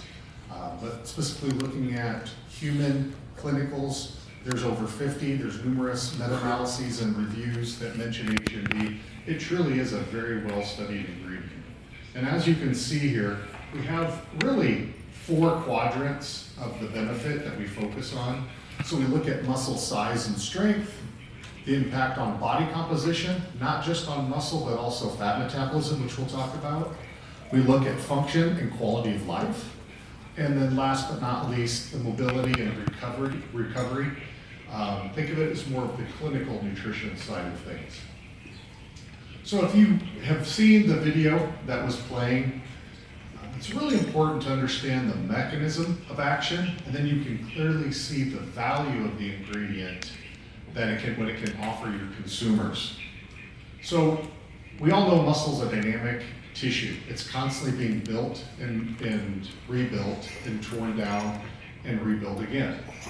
We see approximately 1 to 2% of our muscle mass turns over each day, and roughly 3 grams of HMB are needed daily. We have data to support 1.5 grams.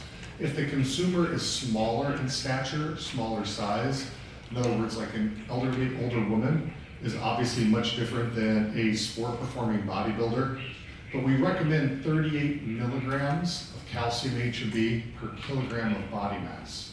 So although we say it's 3 grams per day, you can clearly see as a formulator, you could use a little bit less. But let's dive into how HMB works.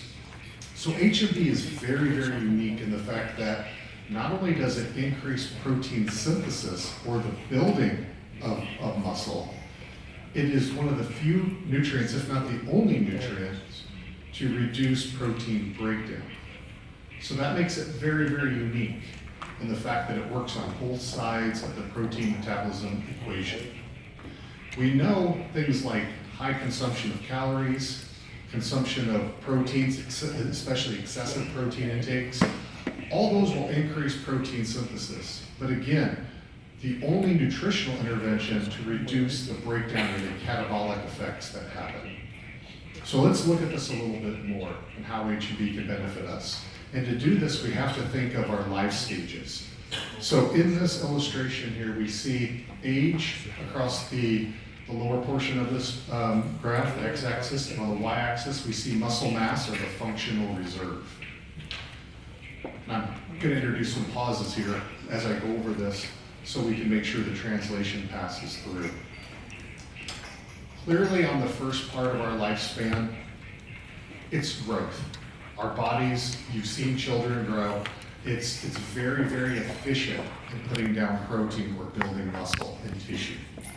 But our focus is going to be from A forward.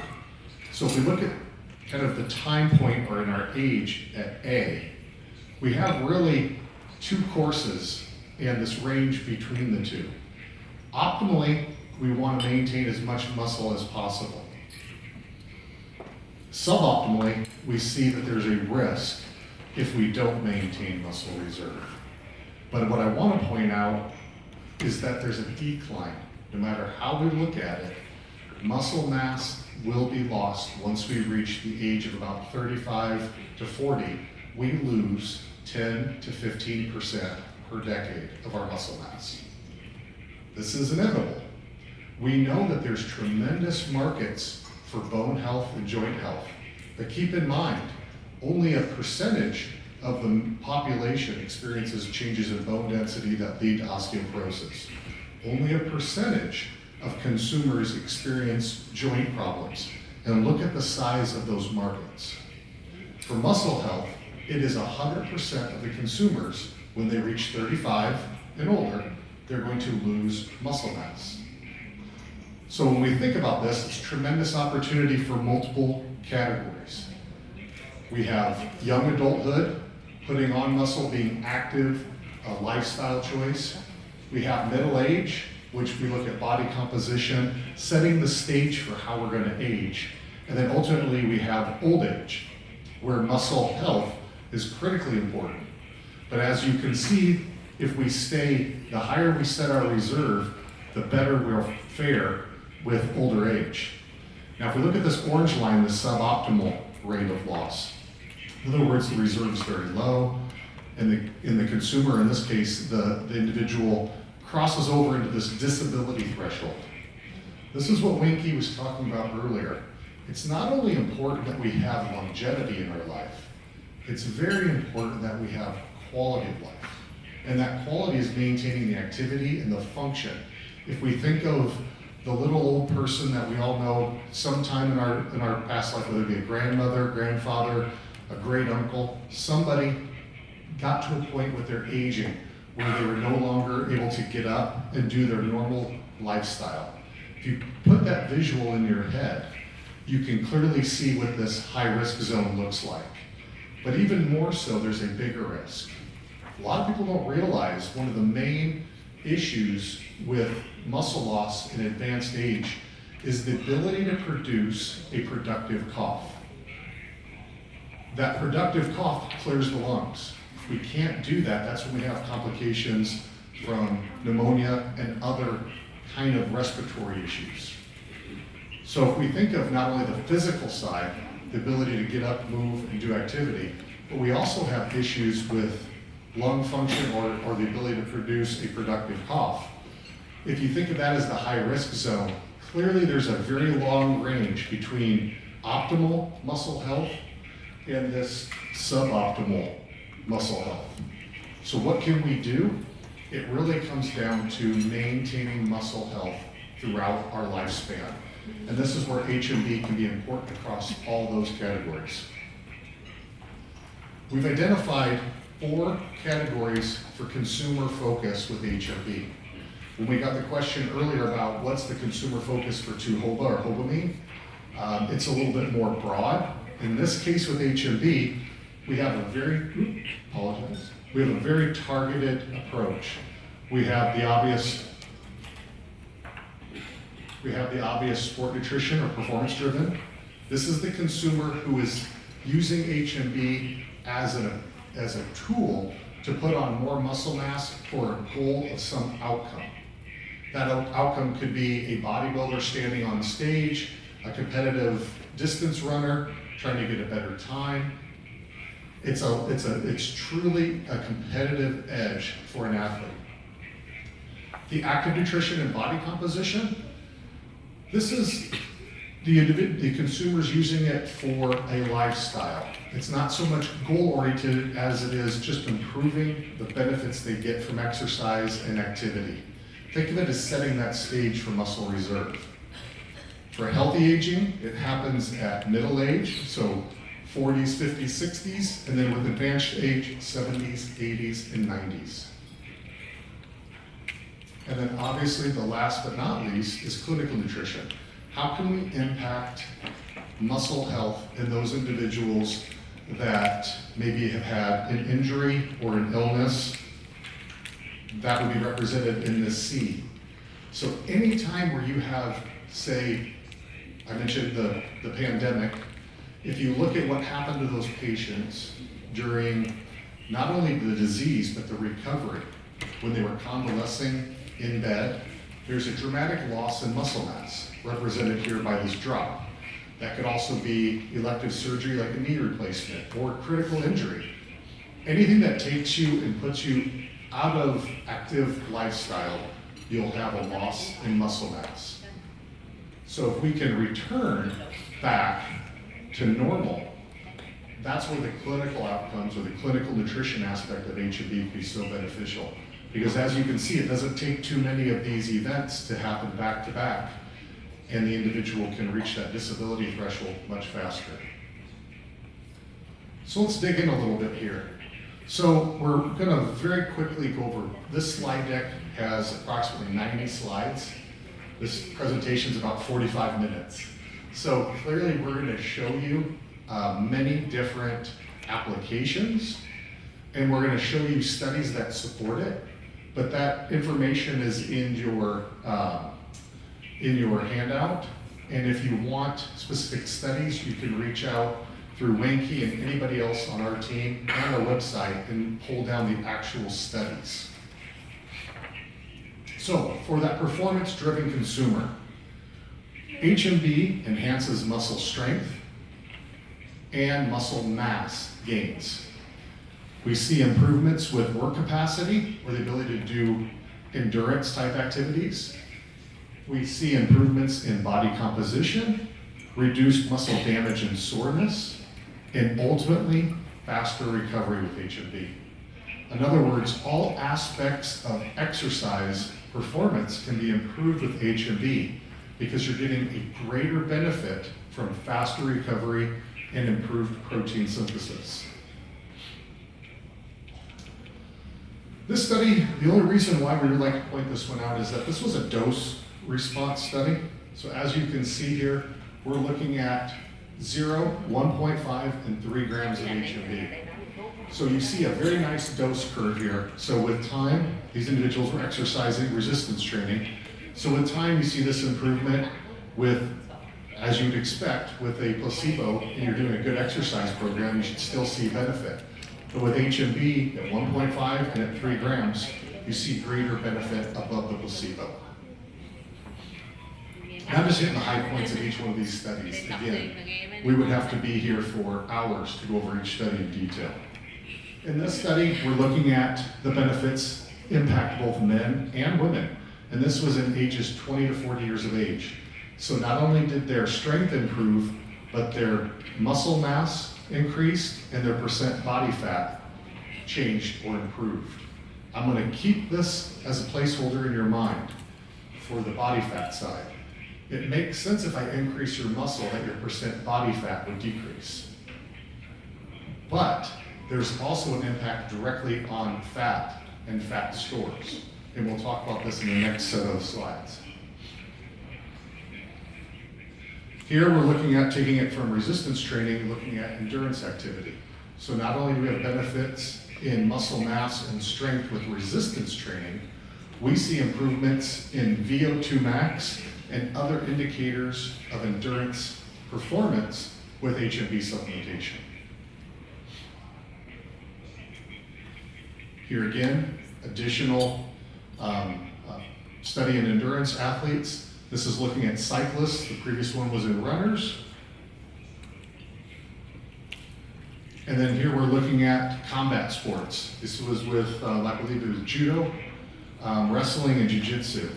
So we see here that not only do we have an impact on muscle strength and mass and endurance, but we also have improvements in peak power, average power, max speed, and lactate threshold. Lactic acid accumulation is that burning you feel in the muscle. We can delay that by having a stronger, I want to say this, greater amount of muscle mass has a greater lactic acid buffering capacity. So the bigger the muscle, the better it is at performing. It's also better at buffering lactic acid. Clearly, HMB has an effect on that performance-focused consumer. Now here's something very interesting. Now we're looking at the impact. We like to look at biomarkers like we did with Tuhopa. Now we're looking at the impact of HMB on a biomarker of muscle damage. So the lower the number, the better here. So if you see CK, which is creatine phosphokinase, if you see CK rise, it's indicative of muscle damage has occurred. That means that enzyme is escaping out of the muscle and it's showing up in our bloodstream. So if we can blunt this, we're having a reduction. So this was in downhill running. So if you think of the process of running downhill, it actually creates more damage than running uphill.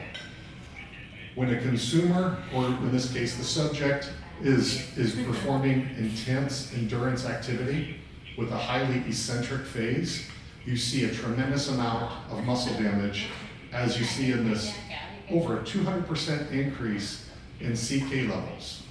But with HMB supplementation, this was blunted in half.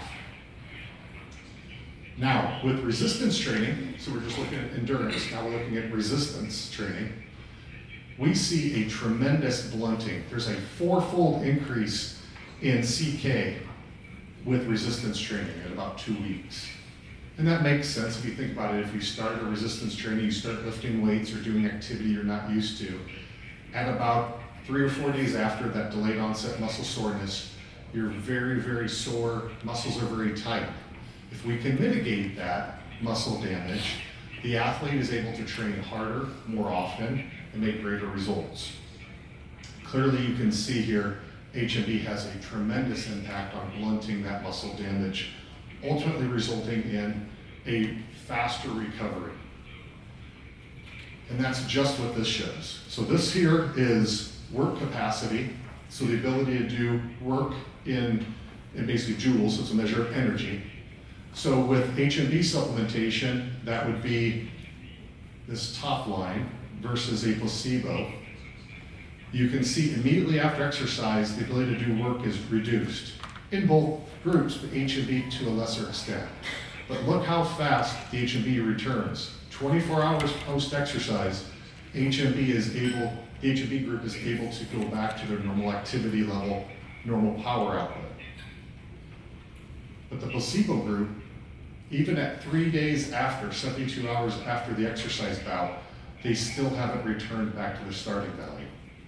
Again, the value of HMB protecting that muscle is shown in the work performance. Here's an overview, and again, I'm trying to cover this very quickly. Here's an overview of the benefits of HMB for the performance consumer. This was done by the International Society of Sports Nutrition. It's their position paper. And as you can see, it's things we've already talked about, but it's highlighted by this society. HMB can enhance recovery. They benefit it by taking it close to their workouts. So in other words, if you have it in the bloodstream while the person's training and recovering, they will have a greater benefit than obviously if it's later on in the day. So getting the blood levels up and sustained are the most important around that performance event or around that performance activity. It's the most effective when consumed 2 weeks prior. That doesn't mean you take it for 2 weeks, then you do one exercise bout. That means you want to wait 2 weeks to see the results, optimal results.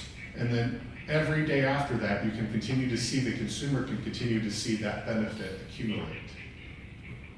We see results of enhanced muscle hypertrophy or size, strength and power are all improved with HMB when combined with exercise. There are 2 forms of HMB. We have the calcium salt and the free acid form. The calcium salt is a dry white powder. The free acid form is a liquid. Very different applications, but both are equally stable and equally effective. The HMB free acid just works faster. We like to refer to it as fast-acting form. HMB can increase lean body mass and functionality in elderly and sedentary patients, and we'll talk about that briefly. When combined with HMB, exercise has a greater decline in fat mass. Again, we're going to go over some of those studies. And as I mentioned, HMB's mechanism of action is increasing protein synthesis while reducing protein breakdown. And it's been shown to be safe and non-toxic in many different groups for studies as long as a year plus. So let's look at this active nutrition category or body composition. We know that there's a tremendous amount of interest in this from the consumer because of the lifestyles that people live. They want to stay active, they want to maintain their level of activity throughout their lifespan. So what we know about HMB in this population is enhanced body composition from, say, intermittent fasting or other exercise or other diet modalities, increased fat loss with calorie restriction in athletes, support body composition in overweight women, and increase fat metabolism.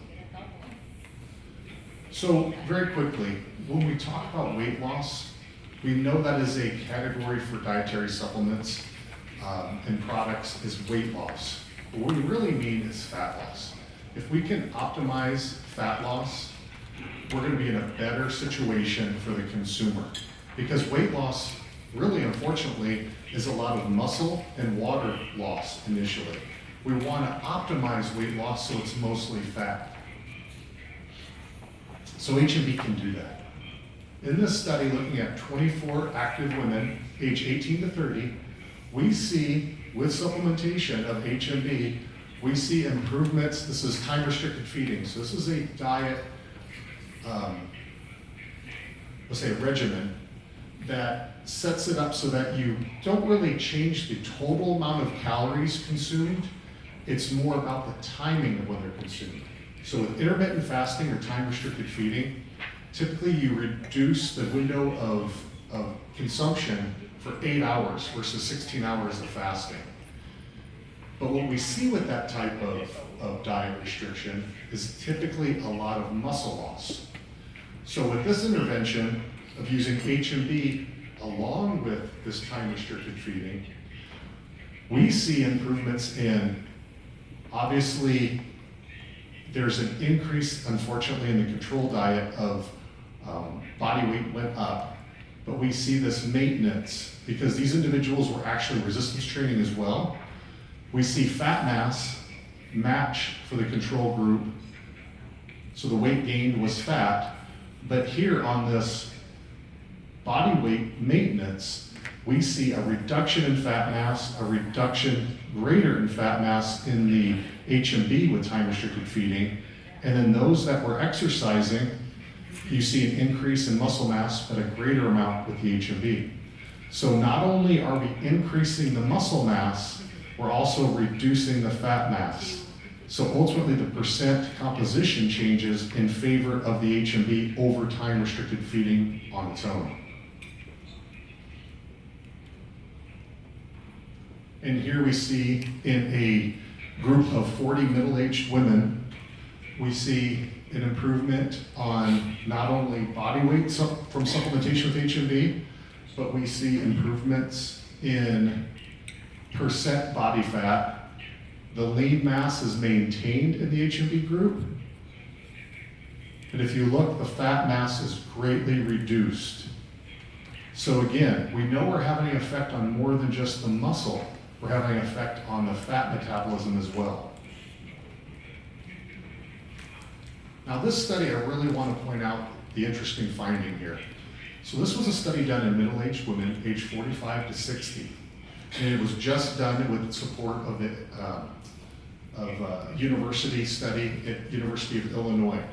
And in this study, we really wanted to look at, we know there's benefits in the young adults, we know in the very old, but we wanted to know what happens to that middle-aged. Before we've experienced a great deal of muscle loss, can HMB have an effect on that middle-aged individual? And as you can see here, even in sedentary individuals taking HMB, now this was HMB and vitamin D combination, and we'll go over that in a little bit. But if you look, the HMB and vitamin D group, pre and post, they had a greater reduction in intermuscular adipose tissue. So when we think about how we store fat, typically we think about the fat that sits just under our skin. If you were to reach down and pinch the back of your arm right now, you'll feel there's a little bit of fat between your skin and your muscle. But we also have fat that's stored within the muscle, between the muscle fibers. That's called intramuscular adipose tissue. If we can reduce that, we actually have an impact on our metabolic system, particularly look at it as a metabolic disease or pre-diabetes when we get a large amount of that intermuscular adipose tissue. And that intermuscular adipose tissue can cause further issues with muscle quality as we age. So for a consumer, if we can somehow offset that change in the muscle quality, we ultimately can minimize the risk for insulin resistance, and we can improve the outcomes of that metabolic syndrome. So again, in this population, in the non-exercise and the exercising group, HMB and vitamin D had a tremendous impact on that intramuscular adipose tissue by reducing it. If we can reduce that, we improve outcomes later. Going back to that figure where we see that decay, one of the issues with muscle loss is you see the intervention, or you see the inundation of fat cells between those muscle cells. So we know HMB has an effect on muscle by increasing protein synthesis and reducing protein breakdown. But we also know now that we have an increase in fat metabolism within the muscle and an increase in fat breakdown in fat cells. So if you think of this, if we're preserving muscle with HMB, it would make sense that the system would free up energy from another source. And that's exactly what happens. With HMB supplementation, we see an increase in lipolysis, which is the breakdown of fats. Those fatty acids are released in the bloodstream and taken up by the muscle. And with HMB supplementation, we see an increase in fatty acid oxidation. And this is just further how we showed this with the gene expression, where we have an increase in lipolysis, where exactly it's happening, and the genes that are turned on to show that. And then we also see this improvement in beta oxidation, or the utilization of fats by muscle cells in vitro, not in vivo. In other words, in cell culture, not in the actual human body. But the reason why we do this is we're able to control then the concentration in that cell culture media and show how HMB concentration increasing also increases beta oxidation. And then with more days, the body becomes more efficient. So again, it goes back to supplementing HMB for several days over time. We'll see an improvement in that utilization. So again, not only does HMB work on muscle, it actually works on the fat cells as well. And then looking at healthy aging from a standpoint of what can HMB do, what claims can we make? We know HMB can improve physical function or muscle function even without exercise. We have an increase in muscle strength and quality with age in HMB supplementation. We see improvements in increased lean mass, reduction in fat stores, and improved function and mobility with HMB supplementation in a geriatric population. And let's dive in a little bit. So with age, we know there's a systemic loss in muscle mass and muscle function. A simple way of measuring that is hand grip strength. If you haven't visited our booth out front, we have a hand grip dynamometer. And that hand grip dynamometer measures your grip strength. Now I know some people are smiling and kind of laughing because some people were kind of low, some people were kind of high, but it's important to realize that that's an excellent predictor of not only muscle strength systemically, but as you can see here, it's a predictor of mortality and morbidity. So as we age, if our muscle health declines, we're more at risk of death. So what can we do to intervene? We've already introduced HMB, and here's a perfect example of what happens. HMB can increase muscle quality and muscle strength in older adults. So here's one of the first studies we did with 65-year-old men and women. You can see that HMB in the black bars here improved after 12 weeks, and after 24 weeks even more so, while the placebo group continued to lose. This is leg muscle quality. Now with the exercise intervention, this was just free living. So now with an exercise intervention, although the placebo group was able to maintain really over those 24 weeks, the HMB group with exercise improved above and beyond what the sedentary subjects did. So clearly, the role of exercise is always important. But what makes HMB so special is that it works even without exercise to mitigate this age-related loss. And here's one of the first studies that we did looking at HMB in combination with amino acids. The key part here is we've shown this data with and without these amino acids that HMB has this impact. So the key part here is looking at the HMB benefit. And with supplementation, we saw an increase in knee extensor force, knee flexor force, and oh yes, here's the hand grip side.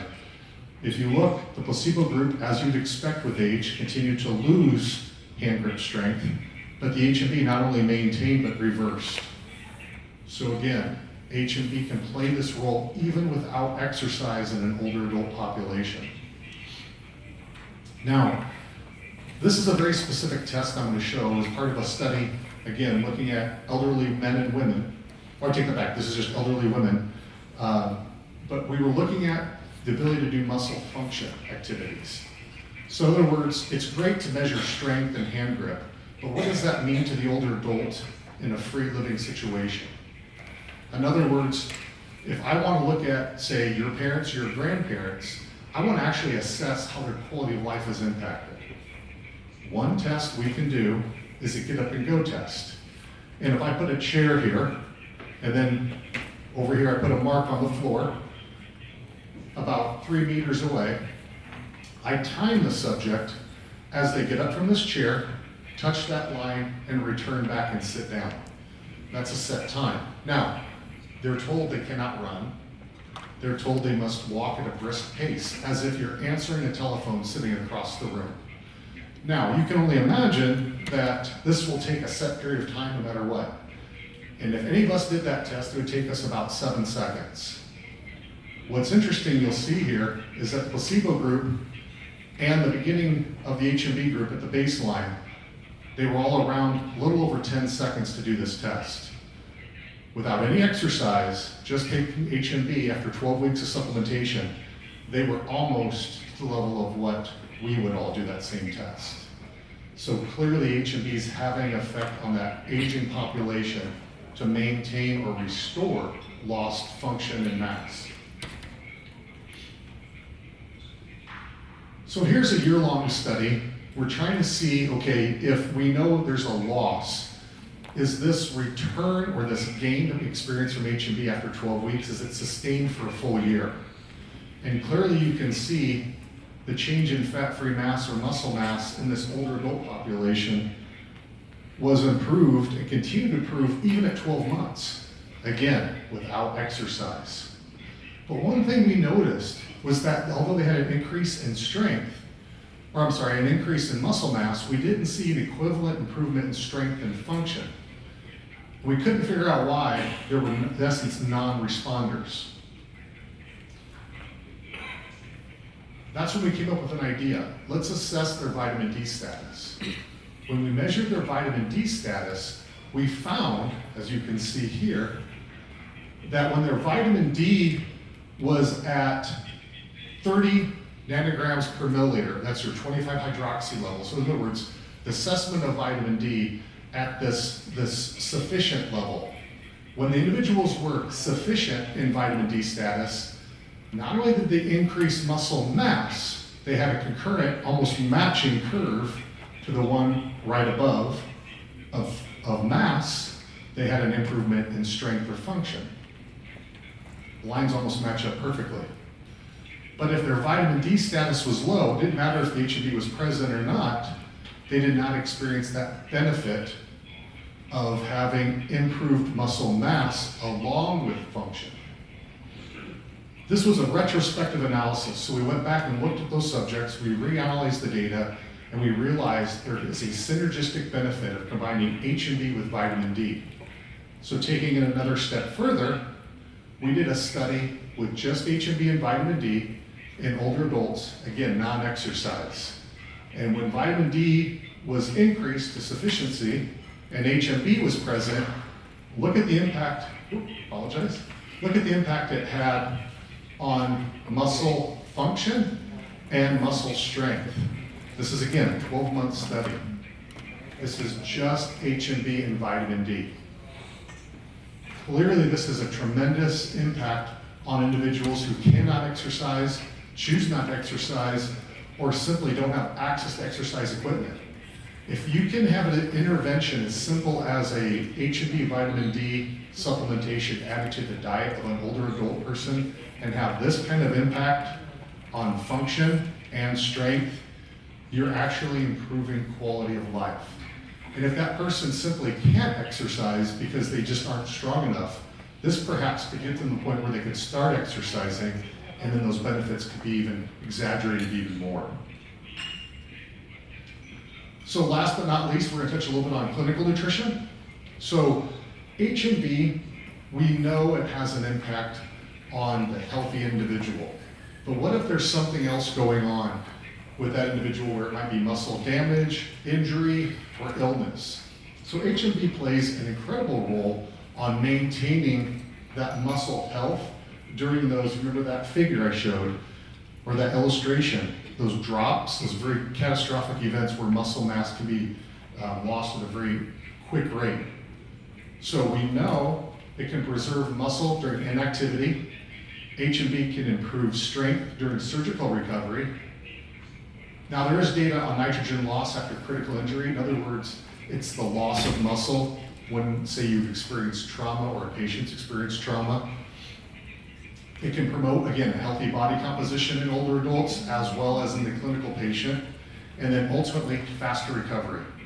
And let me show you, I think these first 3 slides are the most profound to illustrate this. Oh, let me jump past this. So this study was looking at the impact of bed rest. It's only 10 days of bed rest. It's a very unique way of doing a study, but imagine this. We recruit people, anybody in this room could do a study like this, and we put you in bed for 10 days. 0 activity. You just lay there. And we all know the old saying, if you don't use it, you will lose it, right? Well, this is clearly shown in this data.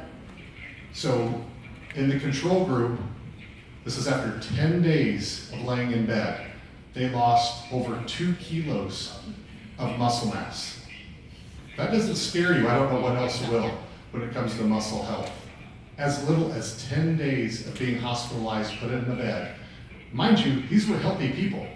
They had nothing else going on other than they were older adults. They didn't have an injury, they weren't having surgery, they weren't ill, they didn't have lung disease or any other issue. They just laid in bed for 10 days and they lost 2 kilos. The only intervention was in the other group who did HMB supplementation. And in that group, arguably no loss at all. Now, why does that matter? Because many times when we are actually forced to be put into bed rest, it's because of a disease or condition or an injury. So not only do we have something going on already, when we are put into bed, we're also losing muscle in a healthy individual. Think of the health impact we can have if we can at least maintain muscle. I'm going to jump back and forth here really quick. So this same study that we were just looking at, this is the scary part. This doesn't wake you up about the importance of muscle health, nothing else will. So what did I tell you, how long did they lay in bed? How many days? 10 days, right? 8 weeks of rehabilitation to get back to where they started in the control group. 10 days to lose 2 kilos, 8 weeks to get it back with rehabilitation. Now with HMB, since they didn't lose, they were able to gain. Very, very important when it comes to muscle health to realize it's much, much easier to lose it than it is to gain it back. So let's work to keep that reserve high and maintain muscle health as we age and as we experience anything that would put us in a bed rest state. So let's go back to that slide I jumped over. So this study was just published. This is very exciting data. So this was in sarcopenic patients. Sarcopenic patients are clinically diagnosed with muscle loss and a change in function of the muscle. It's a clinical diagnosis just like osteoporosis. So with sarcopenia, you see this consistent decline in muscle health and muscle function. And with HMB supplementation, you see here that there was an improvement with HMB, while unfortunately the placebo group continued to lose over the 12-week time period. But what's really interesting is HMB with creatine or HMB with our ingredient PKTP. But it makes sense from this physiological standpoint or biochemical standpoint that using HMB with branched chain amino acids would be beneficial, but we just haven't done the studies to say, here's the benefit. It's not just additive, it's synergistic. We simply cannot say. We would assume it's additive, but we simply haven't done the research on that combination. But they very easily could be used together. Good question. Dạ, xin mời câu hỏi tiếp theo từ quý vị ạ.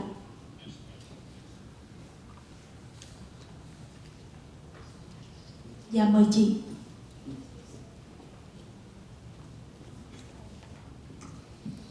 Cho em hỏi đó là cái HMB này thì khi sử dụng thì đối với tùy theo từng độ tuổi thì sẽ có liều lượng hay là thời gian sử dụng thì khác nhau hay không ạ?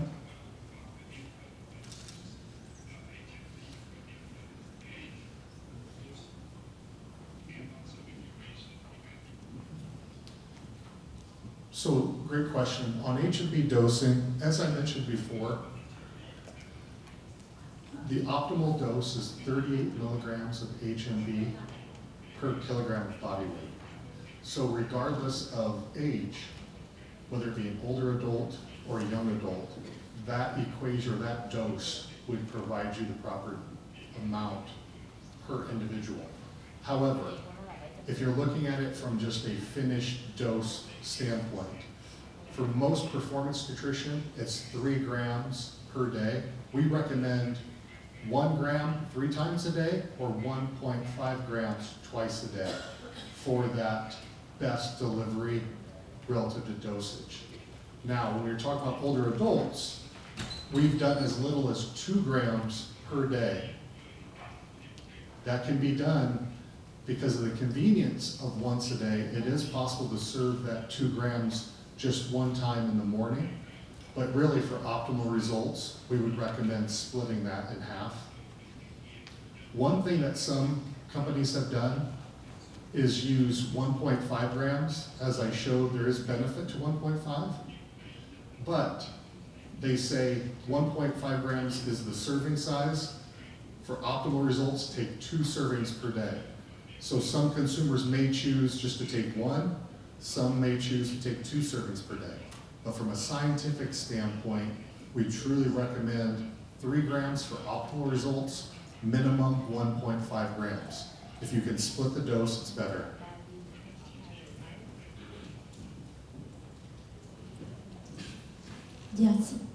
Dạ xin mời chị ạ.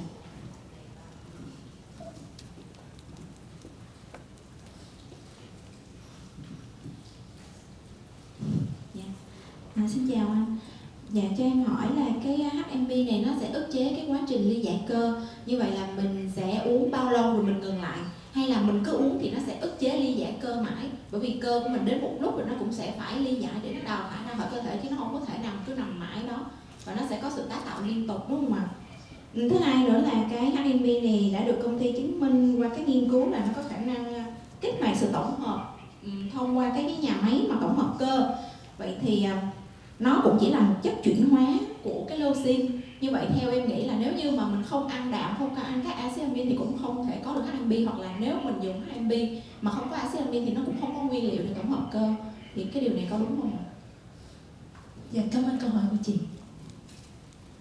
So I think I understand the question. So HMB, it's metabolite of leucine. You can't take enough leucine or enough leucine-rich protein in our diets to meet the HMB need.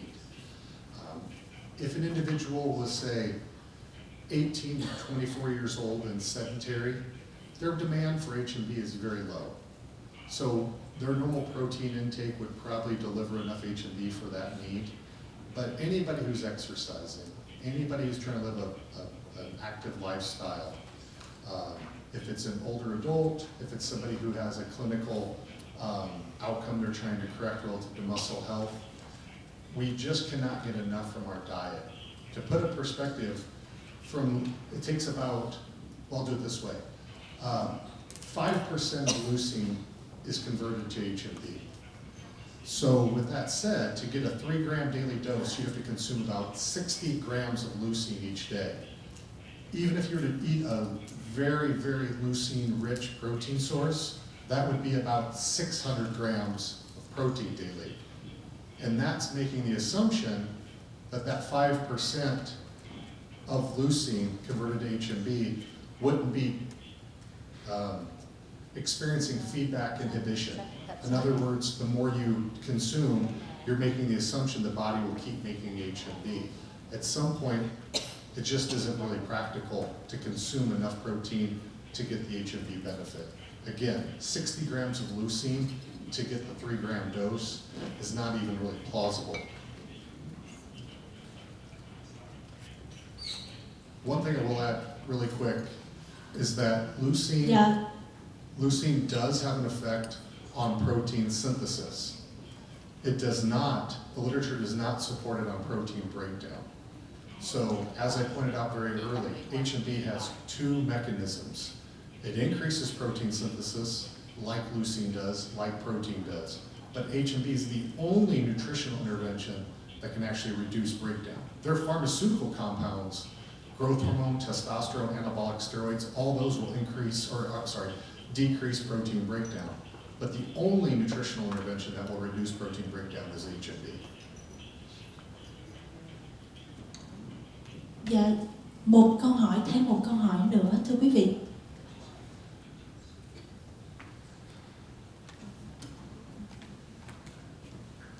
Dạ, nếu như không còn thắc mắc nào nữa thì Yến Anh xin phép sẽ kết thúc phần Q&A tại đây. Nếu như quý vị có một cái thắc mắc nào phát sinh ở sau buổi hội thảo này thì chúng ta cũng nhớ là chúng ta có thể gửi mail về địa chỉ sales@smart.vn để chúng ta đặt ra những câu hỏi cho các vị diễn giả cũng như là ban tổ chức. Thank you, Mr. Shawn Baier. Thank you. Còn bây giờ thì mini game 2 quý vị ha, nhanh gọn lẹ thôi để chúng ta còn đi thưởng thức tiệc trưa nữa ạ. Hồi nãy là Yến Anh đã tìm ra được 3 vị khách đã chiến thắng mini game 1. Bây giờ chúng ta sẽ đến với mini game 2 thì xoay.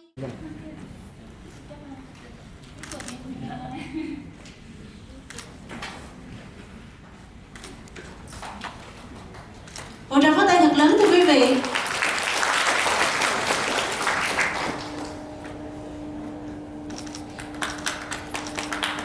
Dạ xin.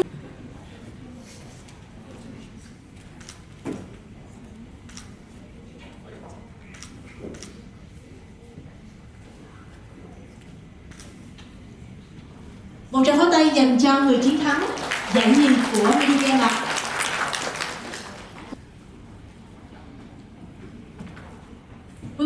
invite Mr. Shawn Baier to come on stage and offer the first.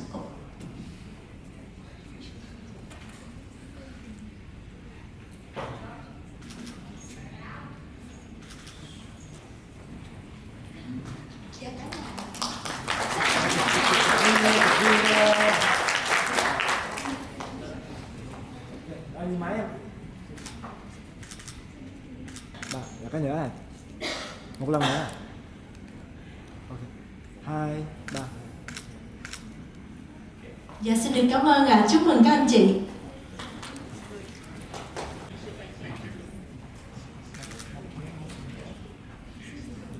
Xoay ra không vậy? Rồi xoay ra.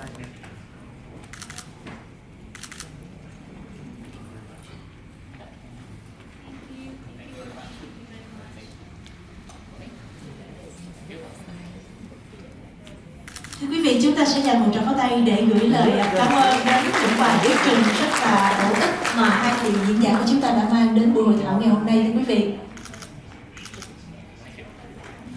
Thank you so much.